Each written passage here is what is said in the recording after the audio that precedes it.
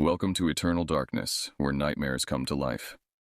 I'll be your host through these twisted tales tonight. Before we descend into the shadows, remember to like and subscribe to join our growing community of horror enthusiasts. Get comfortable, turn down the lights, and prepare yourself as we begin our journey into the unknown.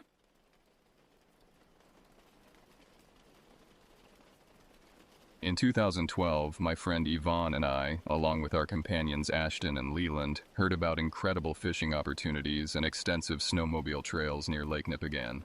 We thought we'd experience some wilderness adventure before returning to our mundane routines. None of us understood what we were walking into. The cabin sat pressed against a stretch of forest that felt oppressive and forbidding in ways that defied explanation. We arrived just as dusk painted the sky in shades of gray, with temperatures plummeting rapidly. The structure was a weathered wooden shack, featuring a rusted iron stove in one corner and exactly 2 cramped bedrooms. It seemed adequate enough, but the way the wind sliced through the towering pines created an atmosphere of menace that settled into our bones immediately. The isolation struck us first. No neighboring lights, no distant highway sounds, nothing but endless trees stretching in every direction. The nearest town lay 43 miles away down a winding dirt road that had already accumulated several inches of fresh snow. Cell phone reception was non-existent, and the landline in the cabin produced only crackling static when we tested it. As we unloaded our gear, I noticed something unsettling about the surrounding landscape. The trees grew unnaturally close to the cabin, their branches scraping against the roof with every gust of wind. Deep scratches marked the wooden siding, some fresh, others weathered and dark with age. When I pointed this out to the others, Ashton dismissed it as normal wear from falling branches, but the marks looked deliberate somehow, as if something had repeatedly clawed at the walls. Inside, the cabin retained a persistent chill that our fire couldn't entirely dispel. The previous occupants had left behind an assortment of items: rusted fishing hooks scattered across the kitchen counter, muddy boots by the door, and a journal filled with illegible handwriting. Most disturbing was a collection of newspaper clippings tacked to one wall, all featuring headlines about missing persons throughout the region over the past decade. "Local man vanishes during hunting trip," read one yellowed article from 2008. Another from 2010 bore the headline, "Search called off for missing family." The dates spanned years, but the locations remained consistent, all within a 50-mile radius of our current position. I suggested removing the clippings, but Yvonne insisted we leave everything exactly as we found it. That first evening, we attempted to establish normalcy. We cooked canned soup on the temperamental stove, shared stories, and played cards by the flickering light of kerosene lanterns. But underneath our forced cheerfulness lurked an undercurrent of unease that none of us acknowledged aloud.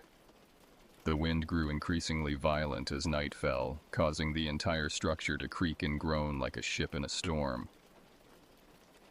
Around 10 o'clock, as we prepared for bed, I noticed something that made my stomach turn. Fresh snow had begun falling when we arrived, but through the front window, I could see tracks leading from the tree line directly to our cabin. In the dim glow of our porch light, they appeared to circle the building completely before disappearing back into the forest. The stride length was enormous, much larger than any of us could have made, and the depth suggested something far heavier than a normal person. "Probably just a moose," Leland suggested when I pointed them out, but his voice carried no conviction. Moose tracks were round and cloven, nothing like the elongated impressions we could see in the snow. These were unmistakably human in shape, but wrong in every other way. Too long, too narrow, with what appeared to be claw marks at the toe areas. I found myself studying those tracks for a long time before finally going to bed, trying to rationalize what could have made them. The most logical explanation was someone wearing improvised snowshoes, but that raised more disturbing questions about who would be wandering around our isolated cabin in the middle of the night. Leland woke me at dawn, his face pale and drawn. "You need to see this," he whispered urgently. I followed him outside into the crisp morning air, our breath forming clouds in the frigid temperature. The fresh snowfall had stopped, leaving behind a pristine white canvas that made the evidence even more disturbing. The tracks were everywhere, not just the single set we'd noticed the night before, but dozens of prints crisscrossing the area around our cabin. They formed a complex pattern, as if someone had spent hours pacing back and forth, studying our temporary home from every angle. Some tracks led directly to our windows, where deep impressions in the snow indicated prolonged standing. The thought of someone watching us sleep made my skin crawl. What? Look at this, Leland said, pointing to the most unsettling discovery. The prints clearly showed that whoever made them had circled our cabin multiple times, but the spacing was wrong. The stride length was at least 4 feet, suggesting someone nearly 7 feet tall, yet the foot size was proportionally smaller than it should have been for such height. Even more disturbing, we found places where the tracks suddenly stopped and started again several feet away, as if the maker had leaped impossible distances. Near the back corner of the cabin, we discovered something that made both of us step backward instinctively. The snow was stained dark red in a pattern that suggested something had been dragged across the ground. The trail led from the forest edge to just beneath our bedroom window, where the largest concentration of bloodstains marred the white snow. Mixed with the blood were tufts of brown fur and what appeared to be fragments of bone. Yvonne and Ashton joined us outside, both shivering in the morning cold. When they saw what we'd found, their casual demeanor evaporated instantly. Yvonne knelt beside the blood-stained snow, examining it closely. As a veterinary technician, she had experience with animal injuries, but what she found defied her professional knowledge. "This isn't from a predator kill," she said, her voice tight with confusion. "Look at these fur patterns. Something stripped the hide away in deliberate sections, like someone was skinning it while it was still alive. And these bone fragments, they're not broken by teeth or claws. They're cut cleanly, as if with a blade." We followed the blood trail to its source at the tree line, where we found the remains of what had once been a deer. The carcass was arranged in a grotesque display, with the remaining flesh hanging from nearby branches like macabre decorations. The skull had been split open and emptied, positioned to face our cabin directly. The entire scene suggested a level of intelligence and purpose that eliminated any possibility of normal animal behavior. "Someone's trying to scare us," Ashton declared, but his voice shook as he spoke. "This is some kind of sick joke. Local kids messing with tourists." His explanation sounded hollow even to him. No children lived within 40 miles of our location, and the tracks we'd found were far too large to belong to teenagers. "Shalom." I examined the tree branches where the deer flesh hung. The cuts were precise, made with something much sharper than typical hunting knives. More disturbing were the bite marks visible on some pieces, human teeth marks, but with canines that were far too pronounced and sharp. The implications were horrifying, but I forced myself to consider them rationally. As we stood there analyzing the evidence, I became aware of an oppressive silence surrounding us. No bird songs, no rustling of small animals in the underbrush, nothing but the whisper of wind through the pines. The entire forest seemed to be holding its breath, waiting for something to happen. Even the usual sounds of our own movement seemed muffled and strange. "We should drive into town," Yvonne suggested. "Ask the locals if they've had problems with—" She trailed off, unable to articulate exactly what we might be dealing with whatever this is. The nearest town, Millfield, was a collection of weathered buildings clustered around a single main street. The gas station served as the unofficial community center, where locals gathered to share news and gossip. When we described our discoveries to the elderly attendant, his expression darkened considerably. "You folks staying out at the old Henriksen place?" he asked, his weathered hands trembling slightly as he poured coffee. When we nodded, he shook his head grimly. "Ain't nobody stayed there more than 3 days in the past 5 years, not since the incident started." He told us about the missing persons cases, providing details that hadn't appeared in the newspaper clippings. Experienced hunters and fishermen who knew the area intimately, all vanishing without a trace. Search teams had found evidence of struggle in some cases, torn clothing, disturbed campsites, but never any bodies. The searchers had discovered tracks similar to what we'd seen, but authorities had dismissed them as hoaxes or misidentified animal prints. "There's something living in those woods," the old man said quietly, glancing around to ensure no one else was listening. "Something that ain't quite right in the head. Folks around here know to stay away from that area after dark. You'd be smart to pack up and find somewhere else to spend your vacation." Against our better judgment, we returned to the cabin. The cost of the rental had already been paid, and Ashton convinced us that we were simply dealing with an unbalanced individual trying to frighten tourists. "We stick together, keep our doors locked, and wait it out," he reasoned. "If someone wants to play games, we don't have to participate." That afternoon, as we attempted to salvage our fishing plans, I noticed movement in my peripheral vision. Across the frozen lake, barely visible among the tree line, a tall figure stood motionless. The distance made details impossible to distinguish, but the posture was wrong, too rigid, too still, like a scarecrow forgotten in a field. When I pointed it out to the others, we all stared for several minutes, but the figure never moved. "Could be a dead tree," Leland suggested, but we all knew better. Trees didn't have the angular proportions we were seeing, and they certainly didn't disappear when you looked away for a moment and then returned your gaze to the same spot. I decided to test a theory. Taking out a pair of binoculars from our gear, I focused on the distant figure. What I saw through the lenses made me nearly drop the equipment. The figure was indeed human in shape, but stretched to impossible proportions. Arms that hung nearly to the ground, a torso that seemed to consist mainly of visible ribs, and a head that was too small for the body supporting it. Most disturbing were the eyes, dark hollows that seemed to be staring directly back at me through the binoculars, as if the figure knew exactly where I was and what I was doing. I passed the binoculars to Yvonne, but when she looked through them, the figure had vanished. We searched the entire tree line, but found nothing except the normal forest landscape. Yet I couldn't shake the feeling that we were still being observed, that somewhere among those trees, something was studying our every movement with patient intelligence. That evening, we barricaded ourselves inside the cabin well before sunset. We pushed furniture against the doors and windows, checked the locks multiple times, and established a watch schedule. Nobody wanted to admit how frightened we'd become, but our actions spoke louder than our forced casual conversation. The crying began at exactly midnight. At first, we tried to dismiss it as wind through the trees, but the sound was unmistakably human. Low, mournful sobbing that seemed to come from all directions at once. It would start soft, almost like a whisper, then build to heart-wrenching wails that made us cover our ears. The most disturbing aspect was how the cries seemed to move around our cabin, as if someone was walking the perimeter while weeping inconsolably. "That's a person out there," Yvonne whispered, her face pale in the flickering lamplight. "Someone's in real distress.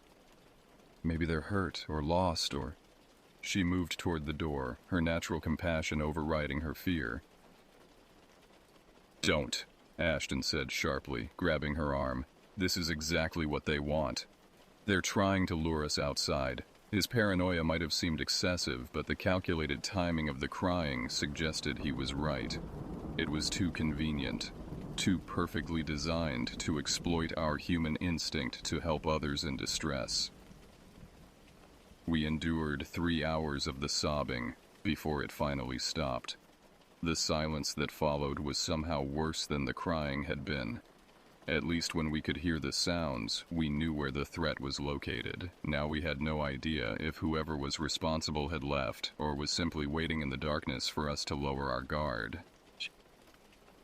I volunteered for the first watch, positioning myself at the front window where I could observe the area around our cabin. The porch light cast a weak circle of illumination, but beyond that lay impenetrable darkness. For the first hour, nothing moved except snow falling steadily from the cloudy sky. Then I saw the footprints forming. One by one, impressions appeared in the fresh snow, moving in a straight line from the forest toward our cabin. but there was no visible figure making them. The tracks simply materialized as I watched, as if an invisible person was walking deliberately toward our door. My rational mind insisted that falling snow was simply filling in existing tracks, making them visible, but the spacing and depth were clearly fresh. Yet the invisible footsteps reached our porch and stopped directly in front of our door. For 20 minutes, I stared at that spot, knowing that someone stood just feet away from me, separated only by a thin wooden barrier. I could hear nothing, no breathing, no movement, no sound at all. But the certainty of a presence was overwhelming. When I finally worked up the courage to wake the others, the tracks had vanished, covered by new snowfall. They thought I was hallucinating from stress and exhaustion, but I knew what I'd seen. Something had stood at our door for nearly half an hour, studying us, planning its next move. Moos. The fourth day brought a new level of psychological assault. We woke to find messages scratched into the frost on our windows. Not words, but crude symbols that looked like a mixture of letters and primitive drawings. Some resembled stick figures, others appeared to be maps or diagrams. Most disturbing were the symbols that looked like human faces with exaggerated features, enormous eyes, gaping mouths filled with too many teeth. Ashton tried to photograph the markings with his camera, but they seemed to fade and blur whenever he pointed the lens at them. By midday, the warming temperature had melted the frost entirely, erasing all evidence of the nocturnal messages. We were left with only our memories and a growing sense that we were being methodically tormented by someone with an intimate knowledge of psychological warfare. The isolation was beginning to affect all of us. Leland had developed a nervous tic, constantly checking and rechecking the door locks. Yvonne jumped at every sound, no matter how mundane. Ashton maintained his skeptical facade, but I noticed him flinching whenever shadows moved across the windows. As for myself, I found concentration nearly impossible, my attention constantly drawn to the windows and doors, expecting to see that elongated figure watching us. Leland and Ashton decided to attempt ice fishing despite our mounting fears. They loaded their gear and headed across the frozen lake to a spot where the depth charts indicated good fish populations. I watched them through binoculars as they set up their equipment, drilled holes in the ice, and began their fishing attempt. They returned within 2 hours, both visibly shaken and speaking in whispers. Leland's hands trembled as he poured coffee, and Ashton's usual confidence had evaporated entirely. They'd found more than fish in the dark water beneath the ice. "There are things down there," Leland said, his voice barely audible. "Human things. We could see them through the ice, frozen just below the surface." He described shapes that were unmistakably human forms, but preserved in grotesque positions. Arms reaching upward as if clawing toward the surface, faces contorted in expressions of terror and agony. Ashton had attempted to fish one of the bodies up using his equipment, but the line had snapped under the weight. More disturbing was his discovery that the bodies appeared to be relatively fresh, not the decades-old remains that should have been completely decomposed. The cold water had preserved them, but their clothing and condition suggested they'd been in the lake for only months, possibly less. "We found this too," Ashton said, producing a waterlogged wallet from his jacket pocket. The identification inside belonged to a man named Gregory Walsh, reported missing from the area just 6 months earlier. His missing person poster had been among the newspaper clippings on our cabin wall. The implication was clear. Whatever was stalking our area had been active recently and regularly. That afternoon brought our first direct confrontation. As I watched from the cabin window, the tall figure emerged from the forest in full daylight, making no attempt to hide its presence. At this closer distance, I could see details that made my stomach turn. The figure was indeed human, but emaciated to the point of looking skeletal. Its skin was pale gray, almost translucent, stretched tight over visible bones. The arms were disproportionately long, with fingers that extended into claw-like points. But the face was the worst part. Sunken eyes that appeared completely black, a mouth that was too wide and filled with teeth that were sharpened to points. This wasn't just someone with mental illness. This was someone who had deliberately modified their appearance to become something monstrous. The teeth had been filed, the fingernails grown and sharpened. Even the posture was practiced to maximize the creature's frightening appearance. The figure stood at the edge of our clearing for nearly an hour, simply watching our cabin. It made no threatening moves, didn't attempt to approach, just observed us with patient intensity. Occasionally it would tilt its head at unnatural angles, as if listening to sounds we couldn't hear. When clouds covered the sun and shadows lengthened, the figure melted back into the forest as silently as it had appeared. "That's not just someone playing pranks," Yvonne whispered. "That's someone who's completely lost their humanity. Someone who's been living like an animal for so long they've forgotten how to be human." Her assessment was probably accurate, but it didn't make our situation any less dangerous. If anything, it made the threat more unpredictable. We attempted to contact authorities using the cabin's landline, but the phone remained dead. Our car was our only connection to civilization, and we began seriously discussing immediate departure. The rental fee seemed insignificant compared to our safety, but sunset was approaching rapidly, and none of us wanted to navigate the dark forest road at night with someone potentially pursuing us. "We leave first thing in the morning," I decided, "as soon as there's enough light to drive safely." The others agreed readily, but we all knew we had to survive one more night in the cabin with whatever was lurking in the surrounding woods. As darkness fell on our fourth night, the nature of our situation changed dramatically. The psychological harassment was over, the real hunt was beginning. We heard them before we saw them, multiple sets of footsteps moving through the snow around our cabin. Not just one individual now, but several, coordinating their movements with military precision. They circled our position repeatedly, sometimes running, sometimes walking, always maintaining a pattern that kept us guessing about their exact location and numbers. Through gaps in our barricaded windows, we caught glimpses of figures moving between the trees. Some appeared human, others seemed wrong in ways that defied easy description. We were no longer dealing with a single disturbed individual, but an entire group that had apparently made the forest their permanent home. "Feral humans," Ashton whispered, his face pale with fear. "People who've been living wild for so long they've reverted to primitive behavior." It was a terrifying but plausible explanation. Communities of homeless individuals sometimes formed in remote areas, surviving through hunting, scavenging, and occasionally preying on travelers like ourselves. Mom. The attacks on our cabin began around 10 o'clock. Heavy impacts against the walls, windows, and doors as if large rocks were being hurled at the structure. Each impact was followed by scratching sounds, as if claws or sharp tools were being dragged across the wooden surfaces. We huddled in the center of the main room, armed with kitchen knives and a single axe we'd found in the shed. The sounds were clearly intended to terrorize us into making a mistake, running outside in panic, for instance, where we could be easily overwhelmed. But we maintained our positions, knowing that the cabin walls provided our only protection against whatever was surrounding us. Around midnight, the tactics changed. The impacts stopped, replaced by a more subtle and ultimately more frightening approach. We began hearing voices calling to us from outside, mimicking the speech patterns of people we knew.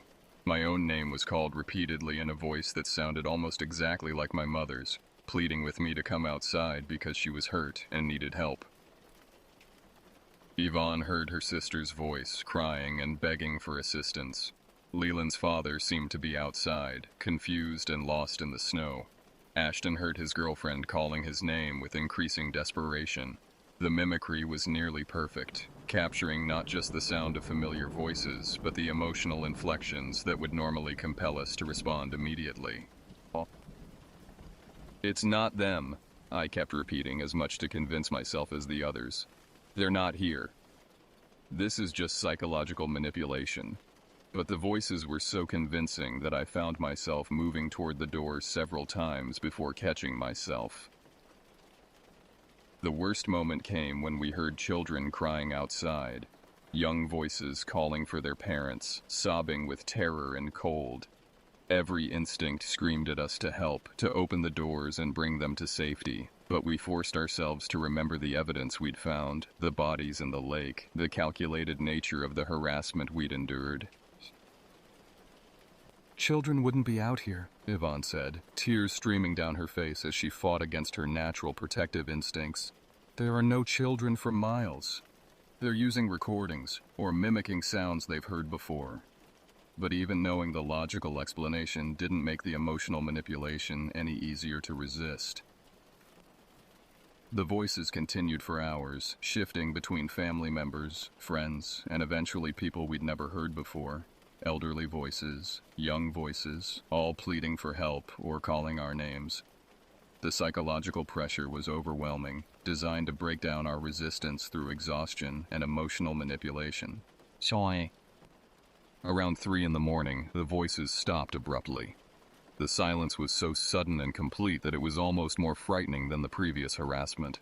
We waited, listening intently for any sound that might indicate what our tormentors were planning next.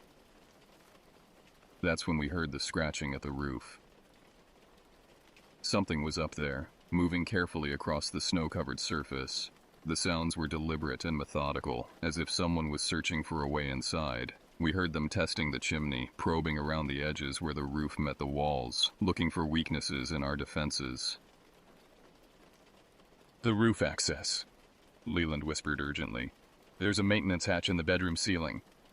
We hadn't even considered that entry point when establishing our defenses. If someone could get into the roof space, they could drop down into our cabin at will. We grabbed furniture and began barricading the bedroom immediately, stacking everything we could move against the walls and ceiling. The scratching sounds continued overhead, moving in a grid pattern that suggested systematic exploration. They were mapping out the roof structure, looking for the most vulnerable point to breach. Just before dawn, the sounds stopped. We waited in terrified silence for nearly an hour before cautiously checking our windows. The forest was empty, the snow around our cabin unmarked except for the countless tracks that had accumulated over previous nights. Our tormentors had vanished with the darkness, but we knew they would return the following night with new tactics. "We're leaving now," I announced as soon as the sun rose. "I don't care if we have to drive through snow or risk getting stuck. We're not spending another night here." The others agreed without hesitation. Whatever was happening in these woods, we were outmatched and outmaneuvered. Loading our car became a military operation. We moved in pairs, never allowing anyone to be alone outside the cabin. The previous night's activities had left new evidence of our hunters' capabilities. Deep scratches in the roof where something had tried to claw through the metal, and drag marks in the snow that suggested they'd been hauling equipment or supplies around our position. Most disturbing were the new symbols carved into nearby trees. Unlike the frost messages on our windows, these were permanent markings cut deep into the bark with sharp tools. They formed a rough circle around our cabin, marking territory in a way that reminded me of prison gang tags or military unit insignia. We were dealing with an organized group that considered this area their domain. As we loaded our gear, I noticed that the scratches on the cabin walls had become more extensive overnight. Some reached nearly 10 feet off the ground, suggesting either ladder use or individuals with extraordinary height. The pattern of marks wasn't random. They formed crude pictographs that seemed to tell a story. Stick figures running, falling, and being surrounded by larger shapes. A graphic prediction of our fate if we didn't escape successfully. The car started reluctantly in the cold morning air, and I'd never been more grateful to hear an engine turn over. We had roughly 40 miles of forest road to navigate before reaching the main highway, a journey that normally took about an hour under good conditions. With the accumulated snow and our need for speed, I estimated we could make it in 45 minutes if nothing went wrong. Everything went wrong. We'd traveled less than 5 miles when we encountered the first roadblock. Trees had been felled across the narrow road, arranged in a deliberate pattern that prevented any vehicle from passing. The cuts were fresh, made with chainsaw precision during the night, while we'd been trapped in our cabin. Our hunters had anticipated our escape route and prepared accordingly. "We can move them," Ashton suggested, examining the fallen timber. "Some of these are small enough that 4 people could drag them aside." But as we approached the trees, we discovered they'd been booby-trapped. Sharp wooden stakes had been driven into the ground around the logs, positioned to puncture tires or injure anyone attempting to clear the road. The stakes were crude but effective, fashioned from broken branches and sharpened to needle points. Some bore dark stains that could have been blood or tree sap. Given everything we'd witnessed, I wasn't willing to assume the benign explanation. Our pursuers had experience in creating obstacles and traps, suggesting either military training or extensive practice hunting humans in this terrain. We returned to the car and attempted to find an alternate route, but the side roads were even worse. The snow was deeper, the way less certain, and we risked becoming stuck in an area where we'd be completely helpless. Our only option was to clear the main road and hope we could do so before our hunters realized we were attempting to escape. Working together, we managed to drag aside two of the smaller trees. The work was exhausting in the deep snow, and we had to proceed carefully to avoid the hidden stakes. Every few minutes, one of us would scan the surrounding forest for signs of movement, expecting to see the tall figures emerging from the trees to stop our escape. As we wrestled with the third tree, Leland suddenly straightened and pointed toward the forest. "Something's coming," he said urgently. In the distance, barely visible among the trees, multiple figures were moving in our direction. They weren't running, but advancing with the steady, patient pace of hunters who knew their prey was cornered. We abandoned our careful approach and attacked the remaining logs with desperate strength. Ignoring the stakes, we pulled and pushed the timber aside, accepting cuts and punctures as the price of freedom. Yvonne received a deep gash on her arm from a hidden stake, but she continued working without complaint, blood soaking through her sleeve. The approaching figures had reached the edge of the road by the time we cleared the last obstruction. I could see them clearly now, at least 6 individuals, all displaying the same emaciated, predatory appearance as the figure we'd observed watching our cabin. They moved with unnatural coordination, spreading out to flank our position while maintaining their steady advance. "Go, go, go!" I shouted, and we threw ourselves into the car. The engine caught immediately, and I floored the accelerator without waiting for everyone to close their doors properly. The car fishtailed in the snow but gained traction, lurching forward toward the cleared section of road. In the rearview mirror, I watched our pursuers reach the road behind us. Instead of chasing on foot, they simply stood watching our departure with what seemed like patient amusement. That reaction was more frightening than aggressive pursuit would have been. It suggested they weren't concerned about our escape, that they had other plans we hadn't anticipated. Our relief at clearing the roadblock was short-lived. 3 miles further down the forest road, we encountered a second obstruction that made my heart sink. Another carefully constructed barrier of fallen trees blocked our path, but this one was different. The logs were arranged with engineering precision, creating not just an obstacle, but a defensive position with clear firing lanes and concealment options. "They've been planning this for a long time," Ashton observed grimly. "This isn't just harassment or territory marking. They're hunting us specifically, and they've prepared multiple fallback positions." His military background was showing through his fear, recognizing tactical preparations that suggested our pursuers had extensive experience with this type of operation. We had no choice but to attempt clearing this second roadblock, but the work proceeded more slowly. The logs were larger, more carefully positioned, and the hidden stakes were arranged in more complex patterns. Whoever had designed these obstacles understood human psychology. They'd made each barrier more difficult than the last, gradually wearing down our strength and resolve. As we worked, the forest around us seemed to come alive with movement. Shadows flickered between the trees, never quite resolving into clear shapes but maintaining constant presence at the edge of our vision. Our hunters were repositioning, setting up for whatever they planned to do once we'd exhausted ourselves clearing their obstacles. Yvonne's injury was worse than we'd initially realized. The stake had driven deep into her forearm, and despite our attempts to bandage the wound, she was losing blood steadily. Her face was pale, and her movements were becoming sluggish. We needed medical attention, but the nearest hospital was 50 miles beyond the end of this forest road. "Leave me," she suggested weakly as we struggled with a particularly heavy log. "You 3 can move faster without me. Get to town and send help back." Her offer was both noble and practical, but we all knew what would happen to anyone left behind in these woods. The bodies in the lake had demonstrated our hunters' methods clearly enough. "Nobody gets left behind," I said firmly. We all make it out together, or none of us make it out. The others nodded agreement, but I could see doubt in their eyes. Yvonne was slowing us down, and our pursuers were growing bolder with each passing hour. By the time we cleared the second roadblock, the sun was beginning its descent toward the horizon. We had perhaps 2 hours of daylight remaining, and we'd covered less than 10 miles of our escape route. At this rate, we'd be navigating the forest road in darkness with an unknown number of hostiles pursuing us. The third roadblock appeared just as the first shadows of evening began lengthening across the snow. This one was a masterpiece of battlefield engineering. Trees arranged in overlapping layers, with camouflaged pits dug between them and what appeared to be tripwires connecting various elements. It would take us hours to clear safely, if we could clear it at all. "This is where they want us," Leland said, his voice hollow with despair. "They've been herding us to this spot all along." The other roadblocks were just to slow us down and exhaust us. This is where they make their move. He was probably right. The position offered our hunters every advantage.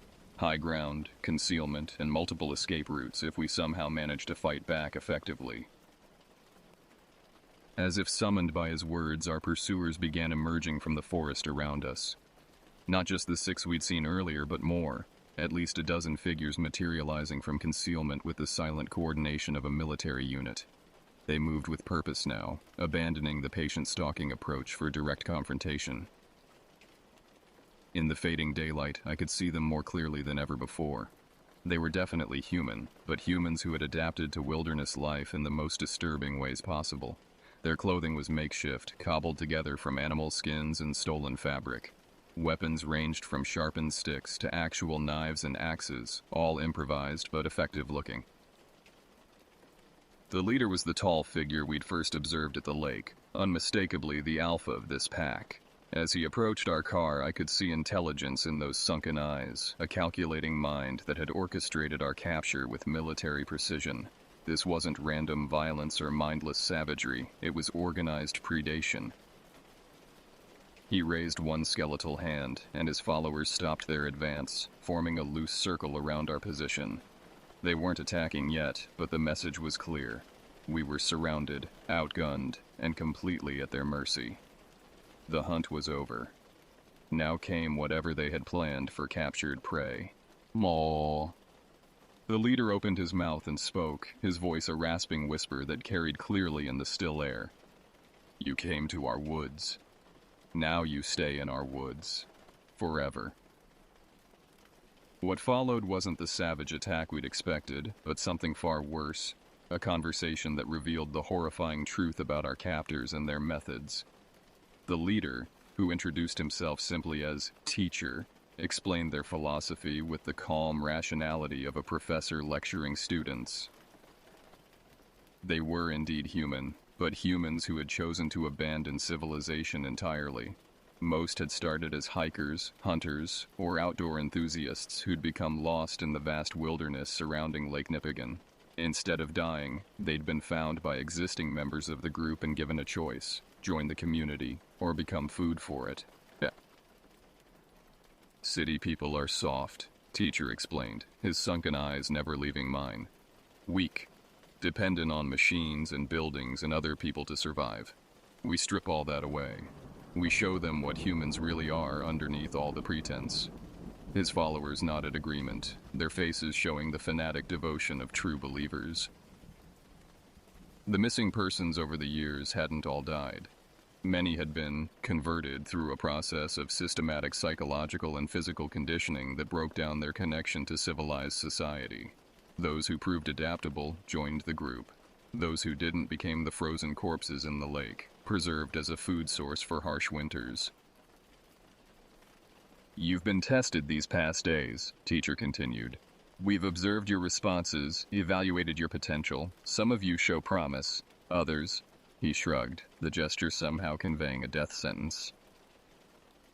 Leland, with his nervous disposition and obvious fear, had been marked for elimination. His psychological profile suggested he would never adapt to their lifestyle. Ashton's military background made him valuable but dangerous. He would require extensive conditioning to break his allegiance to civilized authority. Yvonne and I had apparently shown the most promise. Her veterinary skills made her useful for treating injuries, while my leadership tendencies suggested I could eventually become a lieutenant in their hierarchy. But first, we would all undergo the same conversion process that had transformed them from ordinary people into the predatory pack we now faced. The process involved systematic isolation, sensory deprivation, controlled starvation, and gradually increasing participation in their hunting activities. New recruits started by helping to prepare captured prey, then moved on to actually participating in hunts. The final stage required them to kill and consume human flesh, permanently severing their connection to civilized society. "You're insane," Yvonne whispered, her face pale with horror and blood loss. "You're describing murder, torture, cannibalism. You're not evolved humans. You're degenerates who've lost everything that makes us human." Teacher's response was a smile that revealed those sharpened teeth. "Humanity is what we decide it is. Your civilization's definition is arbitrary, imposed by the weak to control the strong. We've rediscovered our true nature as predators, as the apex species we were meant to be." As he spoke, his followers began preparing for our transport to their permanent camp deeper in the forest. They produced lengths of rope and makeshift restraints, working with the efficiency of long practice. We were being processed like livestock, prepared for systematic conversion or disposal. I realized this was our last chance for escape. Once they moved us to their prepared facility, we would be completely helpless. But surrounded by armed opponents in an open area, our options were extremely limited. The only advantage we had was that they wanted most of us alive, which might make them hesitant to use lethal force immediately. "The car," I whispered to Ashton during a moment when our captors were distracted by restraint preparation. "When I give the signal, everyone dive for the car." It wasn't much of a plan, but it was our only chance. The signal came when Teacher turned to give instructions to his followers. I shouted, "Now!" and threw myself toward the driver's door. The others followed, moving with desperate speed born of absolute terror. The engine was still running, and I threw the car into reverse the moment everyone was inside. Our captors reacted quickly, but not quickly enough.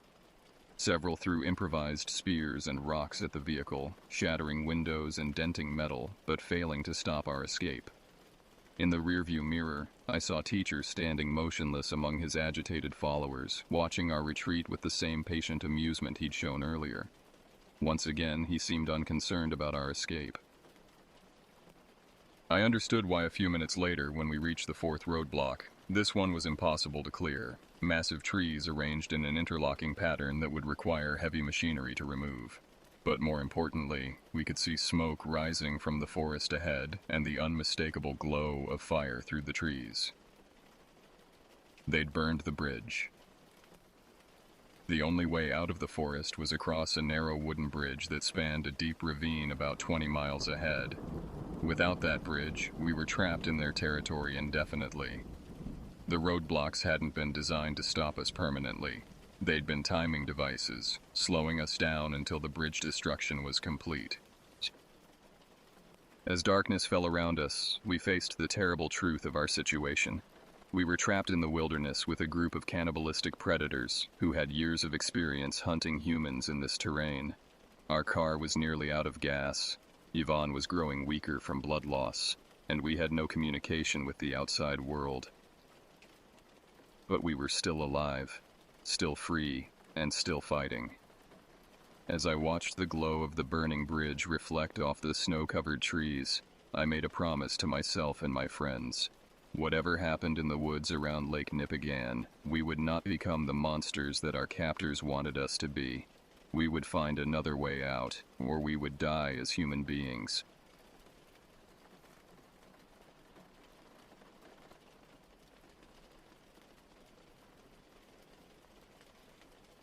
My name is Gabriel Hutchinson, and I've spent the better part of 15 years navigating the treacherous backwoods of eastern Kentucky. The Red River Gorge has been my second home since I was barely 20. fresh out of college with a forestry degree and an unshakable belief that I could tame any wilderness. I've guided everyone from weekend warriors to seasoned mountaineers through these ancient hollows, watching city folks discover muscles they never knew existed, while learning to respect the raw power of untamed nature. The ridge locals call Knucklebone earned its grim moniker from the scattered limestone formations jutting from its spine, pale, weathered rocks that bore an unsettling resemblance to human finger joints. Old-timers in the valley below would spin tales about hunters who ventured up there tracking game, only to return empty-handed and shaken, speaking in hushed tones about tracks that led nowhere and sounds that defied explanation. I'd always dismissed these stories as the usual mountain folklore designed to keep tourists away from the more dangerous terrain. That summer of 2018, I received a booking request that should have raised red flags immediately. Two professionals from Louisville, Bernard Hoffman, a corporate attorney desperate to prove his outdoor credentials, and his companion Jessica Pemberton, a marketing executive who seemed less than enthusiastic about their proposed adventure. They specifically requested the most isolated, challenging experience I could provide, somewhere far from established trails and modern conveniences. Knucklebone Ridge seemed perfect for their needs. The terrain was demanding but not impossibly dangerous, the isolation complete, and the views spectacular for those willing to earn them.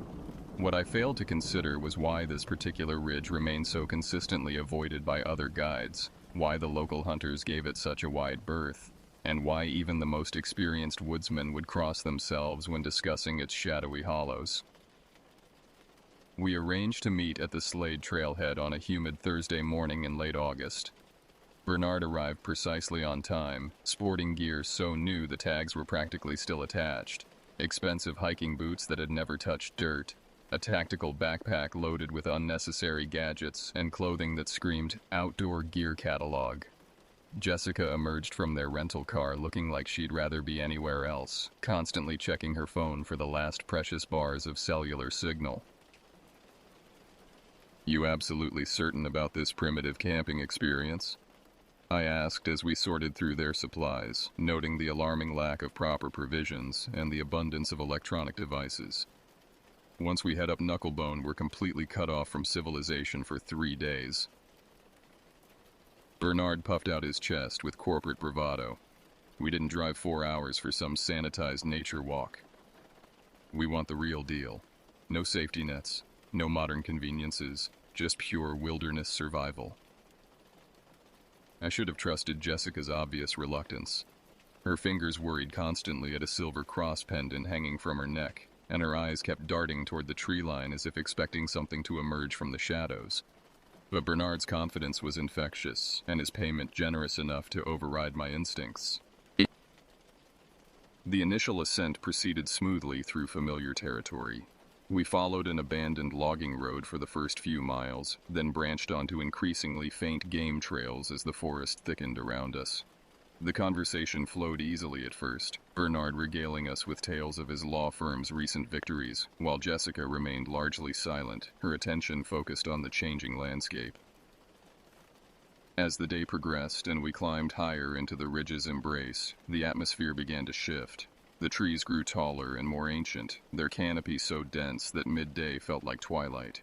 Birdsongs faded to occasional nervous chirps. Even the insects seemed subdued, their usual symphony reduced to an uneasy murmur. By afternoon, when Knucklebone Ridge's distinctive limestone spine came into view, our conversation had dwindled to breathless gasps and the rhythmic crunch of boots on leaf litter.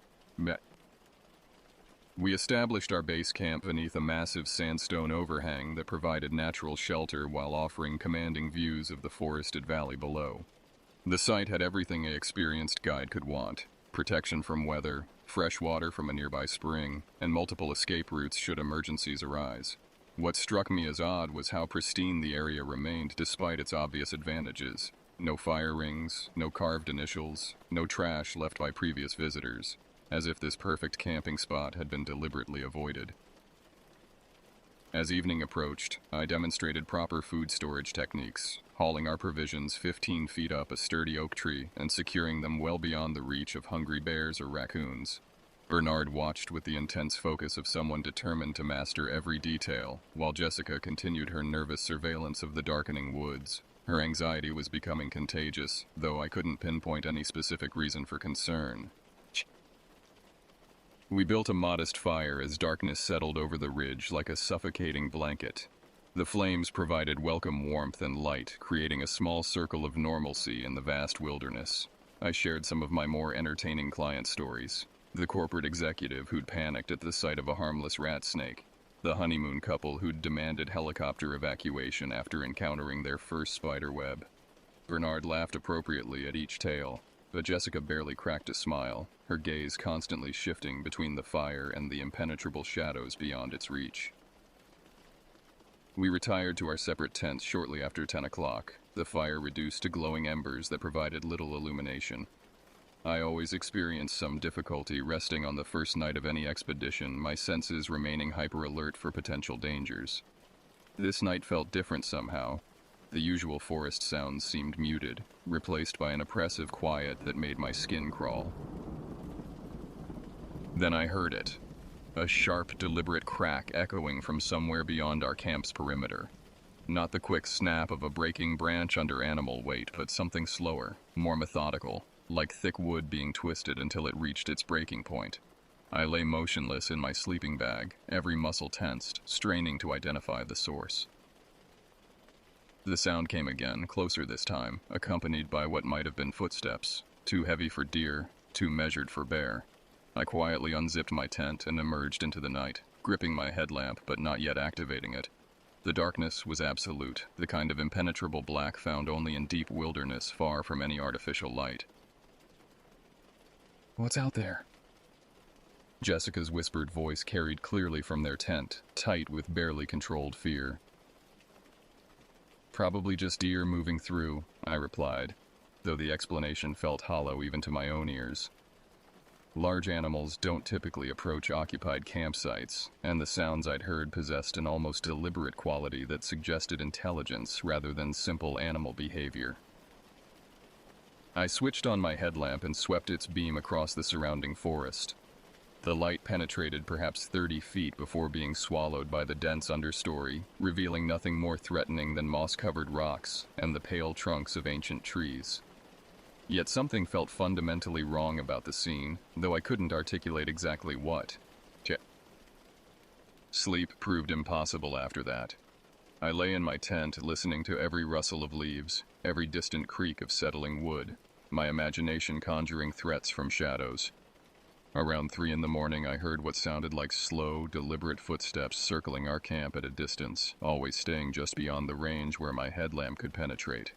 The steps would pause for long minutes, then resume their methodical circuit, as if something was studying us, learning our routines, testing our defenses. When dawn finally broke through the canopy, I emerged from my tent feeling haggard and on edge. The morning light revealed no obvious signs of nocturnal visitors, no tracks in the soft earth, no disturbed vegetation, nothing to explain the sounds that had kept me awake. I was beginning to question my own perceptions when I walked over to check our food storage. The rope still hung from the oak branch exactly where I'd left it, but the bag containing our provisions had vanished completely.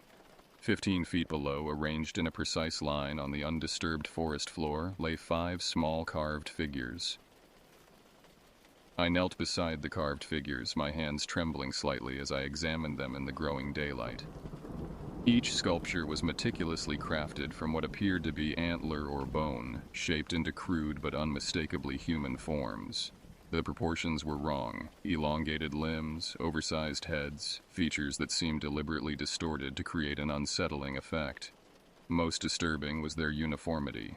Whoever had created these possessed considerable skill and had spent significant time perfecting their craft. Bernard approached, rubbing sleep from his eyes, and stopped dead when he saw what I held.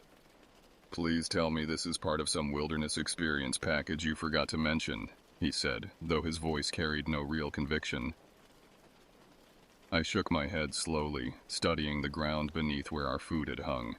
The earth showed no sign of disturbance, no footprints, no scuff marks, no indication that anyone had approached the tree, let alone climbed 15 feet to retrieve our supplies. The rope itself remained untouched, still securely knotted around the branch. "Someone was here last night," Jessica said, emerging from their tent with her face pale and drawn. "I heard them moving around for hours. They were watching us." All 5 carvings faced the same direction, north, toward the deeper reaches of Knucklebone Ridge, where the forest grew thicker and the terrain more treacherous. The message seemed clear enough. We were being guided, or perhaps herded, toward whatever waited in those shadowy depths.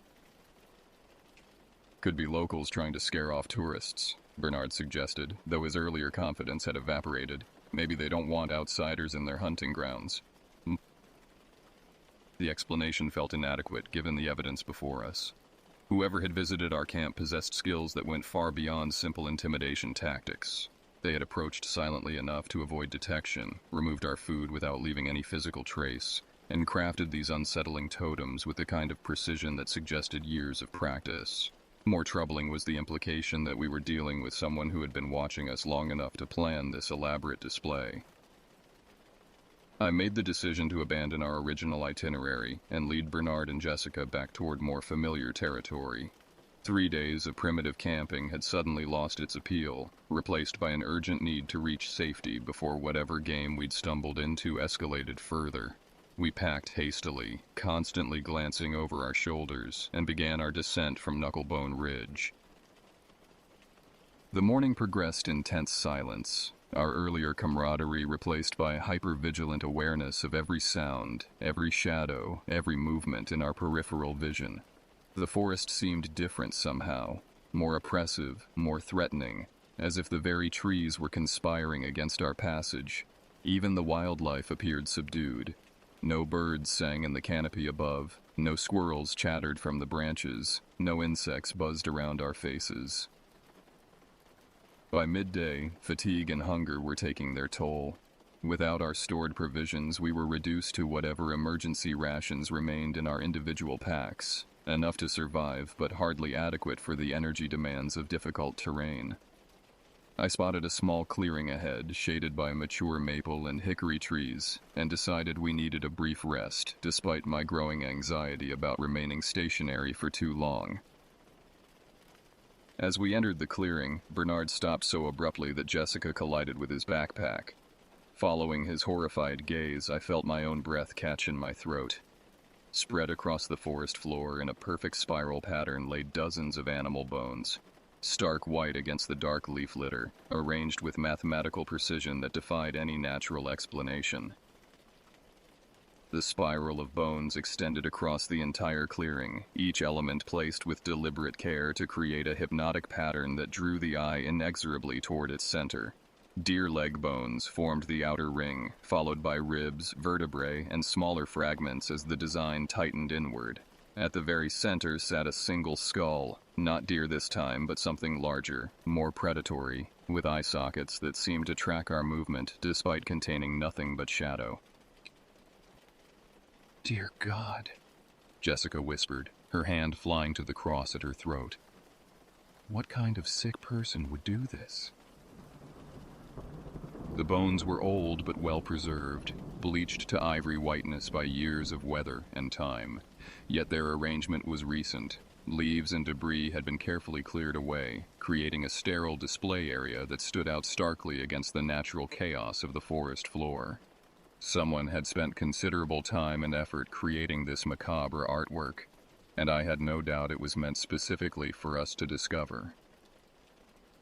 I forced myself to examine the spiral more closely, fighting down the revulsion that made my skin crawl. The pattern followed mathematical principles, each curve precisely calculated to create maximum visual impact. This wasn't the work of some deranged hermit. It required knowledge, planning, and artistic sensibility.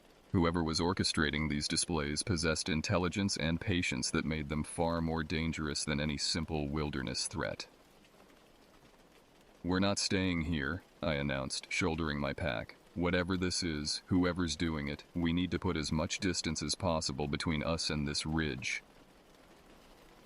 We left the clearing at a near run, abandoning any pretense of casual hiking. Fear drove us forward through increasingly difficult terrain, Brambles tearing at our clothes, roots catching our feet, branches whipping across our faces. Behind us, I imagined I could feel unseen eyes watching our retreat, cataloging our panic, feeding on our terror. The afternoon stretched endlessly as we pushed deeper into unfamiliar territory. My compass indicated we were heading generally eastward, away from Knucklebone Ridge, but the dense canopy made it difficult to maintain consistent bearing. Worse, the landscape seemed to be actively working against us. Trails that appeared to offer easy passage would suddenly dead-end at impassable ravines, forcing lengthy detours that sapped our energy and morale. By evening, we were all showing signs of serious distress. Bernard's expensive boots had raised painful blisters that left bloody stains in his footprints. Jessica had scraped her arms raw pushing through thorns, leaving her looking like she'd been attacked by wild animals. My own legs ached from the unrelenting pace, and my water supply was running dangerously low. We finally stopped at a narrow ridge overlooking a dried stream bed, more from exhaustion than choice. The position offered some tactical advantage, steep approaches on 3 sides, with only one viable path to our campsite. But I had no illusions about our ability to defend ourselves against whoever was stalking us through these woods. The tent went up quickly in the fading light, all 3 of us working with the desperate efficiency of people who knew they were running out of time. There was no food to prepare, no fire worth building without fuel to sustain it. We huddled together in the gathering darkness, listening to the forest wake around us, knowing that somewhere out there, our tormentor was preparing for another night of psychological warfare. Darkness fell like a physical weight, pressing down on our small camp with oppressive force. Without a fire, the night seemed absolute, a black void that swallowed everything beyond arm's reach. We sat in our tent, speaking in whispers, as if normal conversation might attract unwanted attention. The temperature had dropped significantly since sunset, but none of us dared venture outside even to retrieve warmer clothing from our packs. Around midnight, the sounds began again. Footsteps, slow and deliberate, circling our position at what I estimated to be about 50 yards distance. Unlike the previous night, these steps made no attempt at concealment. Whoever was out there wanted us to know they were present, wanted us to lie awake counting each measured pace as they completed their methodical circuit. "It's just one person," Bernard whispered, his earlier bravado completely absent. "Has to be some local lunatic trying to scare us off his territory." I wasn't convinced. The footsteps possessed a quality that seemed wrong somehow. Too even, too rhythmic, lacking the natural variation of human gait. They would pause at irregular intervals, sometimes for mere seconds, sometimes for long minutes that left us straining to detect any sound of movement. During these silences, I had the unsettling sensation that we were being studied, examined like specimens in some twisted experiment. Jessica had retreated so far into herself that she seemed almost catatonic, rocking slowly back and forth while clutching her cross pendant. Her breathing came in short, shallow gasps that bordered on hyperventilation. I worried she might be approaching complete psychological breakdown, which would make our situation infinitely more complicated. The footsteps stopped directly behind our tent, so close I could almost feel a presence pressing against the thin nylon wall. For several heart-stopping minutes, nothing moved. Then came a new sound, a soft scratching, like fingernails or claws being drawn slowly across the fabric. The tent wall bowed inward slightly under the pressure, creating a visible depression that tracked slowly from one side to the other. Unable to stand the suspense any longer, I burst through the tent flap with my headlamp blazing and my camping knife gripped in white knuckles. The light cut through the darkness, illuminating perhaps 30 feet of forest floor, before being absorbed by the dense understory. At the very edge of the beam's reach, something crouched low among the ferns and fallen logs. My breath caught as the figure slowly raised what might have been its head. Even in the poor light, I could see that something was fundamentally wrong with its proportions. Too tall, too thin, joints that bent at impossible angles. The skin appeared pale, almost translucent, stretched tight over sharp bones that created deep shadows in all the wrong places. Where a face should have been, there was only smooth, featureless flesh broken by darker patches that might have been eye sockets. For a long moment, we regarded each other across the narrow distance. The thing showed no reaction to my light, no surprise at being discovered, no apparent concern about my weapon. It simply watched with whatever senses it possessed, as if filing away details of my appearance for future reference. Then, with fluid grace that defied human anatomy, it melted backward into the forest, vanishing so completely it might never have existed at all. I stood frozen in the tent entrance for several minutes, sweeping my light across the surrounding woods, searching for any trace of what I'd seen. Nothing moved. No eyes reflected the beam back at me. The forest had returned to its oppressive silence, as if the entire encounter had been some stress-induced hallucination. "What did you see?" Bernard's voice was barely audible from inside the tent, tight with barely controlled panic. I struggled to find words that would make sense of what I'd witnessed. Something was out there. Not human. Not animal either. The description sounded inadequate even to my own ears, but how could I explain that I'd encountered something that challenged my understanding of what was possible in these mountains? Mom. We didn't sleep for the remainder of the night. We huddled together in the tent, listening to every rustle of leaves, every creak of settling wood, every sound that might herald the return of our nocturnal visitor. Around 4 a.m, something brushed against the tent wall again, not scratching this time, but pressing inward with gentle, almost exploratory touches, as if testing the fabric's strength or trying to understand what lay within. None of us moved. We barely breathed. The probing continued for what felt like hours, moving systematically around the tent's perimeter, pausing at the entrance flap for an eternity before finally withdrawing into the darkness.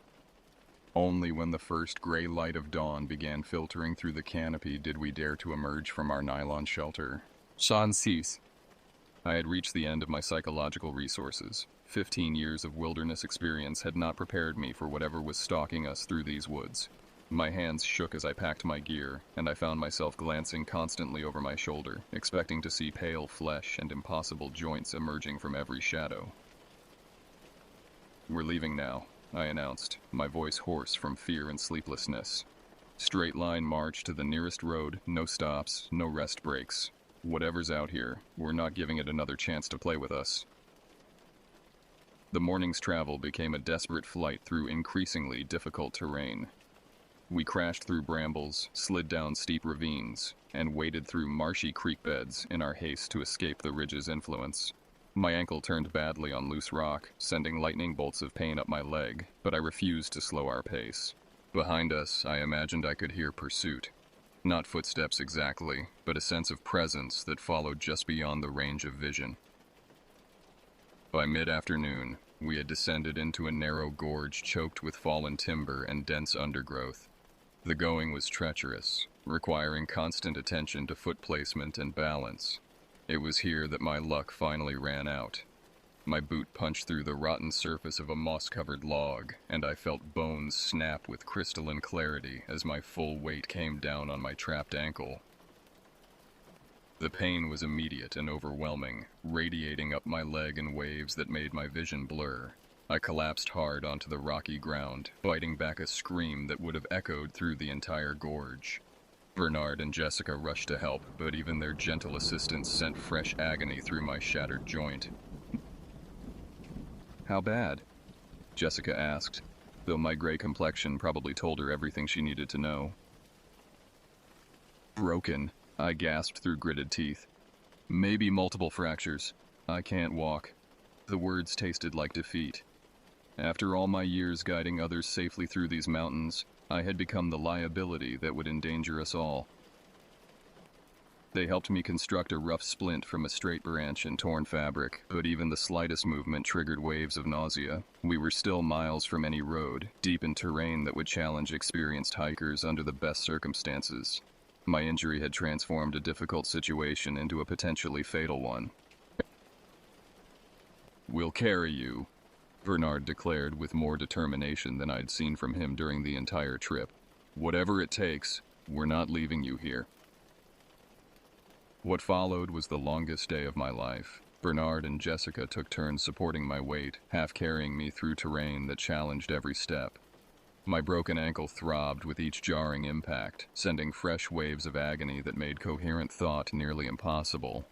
Sweat poured down my face despite the cool mountain air, and I found myself fighting off bouts of lightheadedness that threatened to send me tumbling into unconsciousness. Our progress slowed to a crawl. What should have been a 4-hour hike stretched into an epic struggle that consumed the entire afternoon. Several times I urged them to leave me behind and go for help, but they refused to abandon me to whatever stalked these woods. Their loyalty under such dire circumstances revealed character depths that their earlier behavior had concealed. As evening approached, we finally stumbled onto an abandoned logging road, barely more than twin ruts in the forest floor, but civilization nonetheless. The relief was overwhelming. For the first time in days, I felt like we might actually survive this nightmare. We collapsed at the roadside, breathing heavily, muscles trembling from exhaustion and adrenaline. "Now what?" Jessica asked, surveying the overgrown track that disappeared into the forest in both directions. I forced my pain-clouded mind to work, trying to recall the local road network from memory. "Left leads deeper into the mountains," I managed. "Right should eventually connect to Route 715, maybe 5 miles. 5 miles might as well have been 50 given my condition, but it represented our only hope of reaching safety." We spent that night huddled together beside the road, taking turns keeping watch while the others dozed fitfully. My ankle had swollen to nearly twice its normal size, the pain now a constant companion that made sleep impossible. But the psychological pressure had finally begun to ease. Whatever had been hunting us through the deep woods seemed reluctant to approach even this minimal symbol of human presence. Dawn brought the distant sound of an engine, the most beautiful noise I'd ever heard. A forest service. A TV emerged from the morning mist, driven by a ranger who'd been dispatched when we failed to check in at our scheduled time. The relief on all our faces must have been obvious as we flagged him down with frantic gestures. "Medical emergency?" I called out as he approached. "Compound ankle fracture, possible internal injuries." The ranger's expression shifted immediately to professional concern as he assessed our condition. The evacuation proceeded smoothly from there. Within hours, I was in an ambulance racing toward the regional hospital, my ankle immobilized and powerful pain medications finally taking the edge off my agony. Bernard and Jessica rode with me, all of us still too shaken to discuss what we'd experienced on Knucklebone Ridge. The medical team worked efficiently to repair the damage to my ankle, installing titanium plates and screws to hold the shattered bones together. The surgery was successful, but the recovery would be long and difficult. More challenging would be dealing with the psychological aftermath of our encounter with whatever inhabited those shadowy depths. The official report listed the cause of my injury as an accidental fall while guiding clients through difficult terrain. I made no mention of the bone carvings, the spiral display, or the pale figure that had watched us from the forest's edge. When the investigating officer asked about our missing food supplies, I attributed the loss to bears and suggested that wildlife had been responsible for the various disturbances we'd experienced. Bernard and Jessica corroborated my account without elaboration. We had reached an unspoken agreement to keep the more disturbing details to ourselves, partly from fear that no one would believe us, but mostly from a shared understanding that some things were better left unexplained. They sent flowers during my hospital stay and called once after returning to Louisville, but we never discussed what had really happened on Knucklebone Ridge. My guiding career ended with that trip. The physical therapy was successful enough to restore basic mobility, but my ankle would never again handle the demands of rough terrain. More significantly, I had lost something essential. The confidence that had allowed me to navigate these mountains without fear, the certainty that I understood the wilderness and its dangers. I relocated to a small town near Lake Barkley, far from the hills and hollows that had been my home for so many years. The work I found, managing a marina and teaching basic boat safety, was mundane but safe, free from the kind of challenges that had once defined my identity. My apartment overlooked the peaceful waters of the lake, a view that should have provided comfort and tranquility. But rest remained elusive. Even now, months after the incident, I find myself lying awake in the darkness, listening to sounds that probably exist only in my imagination. Every creak of settling wood, every rustle of leaves outside my window, every shadow that moves incorrectly in my peripheral vision, brings back memories of those pale, impossible limbs and the sensation of being watched by something that shouldn't exist. Chong. Sometimes I research the history of Knucklebone Ridge, searching online databases and historical records for any mention of similar encounters. The results are frustratingly sparse. A few scattered reports of missing hunters, unexplained livestock deaths, and vague warnings passed down through generations of mountain families. Nothing concrete enough to validate my experience, but enough to suggest that whatever we encountered has been active in that region for a very long time. The carved figures remain locked in a safety deposit box at my local bank. I couldn't bring myself to destroy them, despite their disturbing associations, but neither can I bear to have them in my home. Sometimes I consider returning them to the ridge where we found them, but the very thought of approaching those shadowy depths again fills me with a terror so profound it borders on physical illness. I tell myself that we were victims of an elaborate hoax, that some disturbed individual had discovered our planned route and decided to torment us for their own twisted amusement. It's a rational explanation that allows me to function in normal society, to maintain relationships and hold down employment without appearing completely unhinged. But late at night, when the wind picks up and tree branches scrape against my window, I know with absolute certainty that what we encountered on Knucklebone Ridge was something far beyond human explanation. The mountains of eastern Kentucky hold secrets that predate human settlement, mysteries that have learned to avoid the bright lights of modern civilization while maintaining their ancient vigil in the deep, dark places where few dare to venture. I was foolish to think that my experience and equipment could protect us from forces that exist outside our understanding of the natural world. Now I live quietly by the lake, teaching weekend boaters about the importance of life jackets and proper anchor techniques.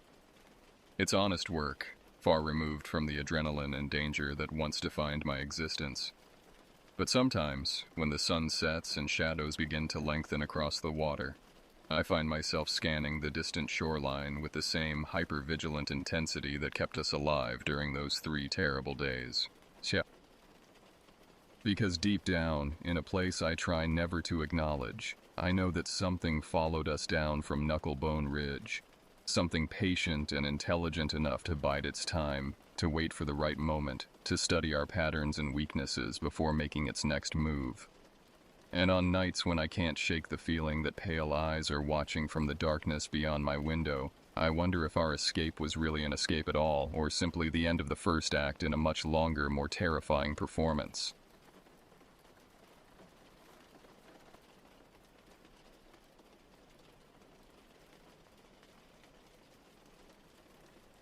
My name is George Harris, and at 76 years old, I've been a park ranger in the Bitterroot National Forest in Montana for what feels like a lifetime. The vast expanse of wilderness, with its towering pines and jagged peaks, has been my sanctuary for decades. I can hardly remember a time when I wasn't surrounded by the raw beauty of nature, breathing in the crisp mountain air, and feeling truly alive. I grew up in a small town just outside the forest's boundaries. It was a place where everyone knew everyone else's business, and the highlight of the week was Friday night football games at the local high school. As a young man, I felt suffocated by the mundane routines and lack of opportunities. The wilderness called to me, promising adventure and a chance to escape the predictable trajectory my life seemed destined to follow. When I first took the job as a park ranger, it was more out of desperation than passion. I needed to get away, to find myself in a place where the horizon stretched farther than I could see. Little did I know that this decision would shape the rest of my life. The Bitterroot National Forest is a far cry from the polished, tourist-friendly national parks that draw millions of visitors each year. It's rugged, unforgiving, and vast, spanning over 1.5 million acres across Montana and Idaho.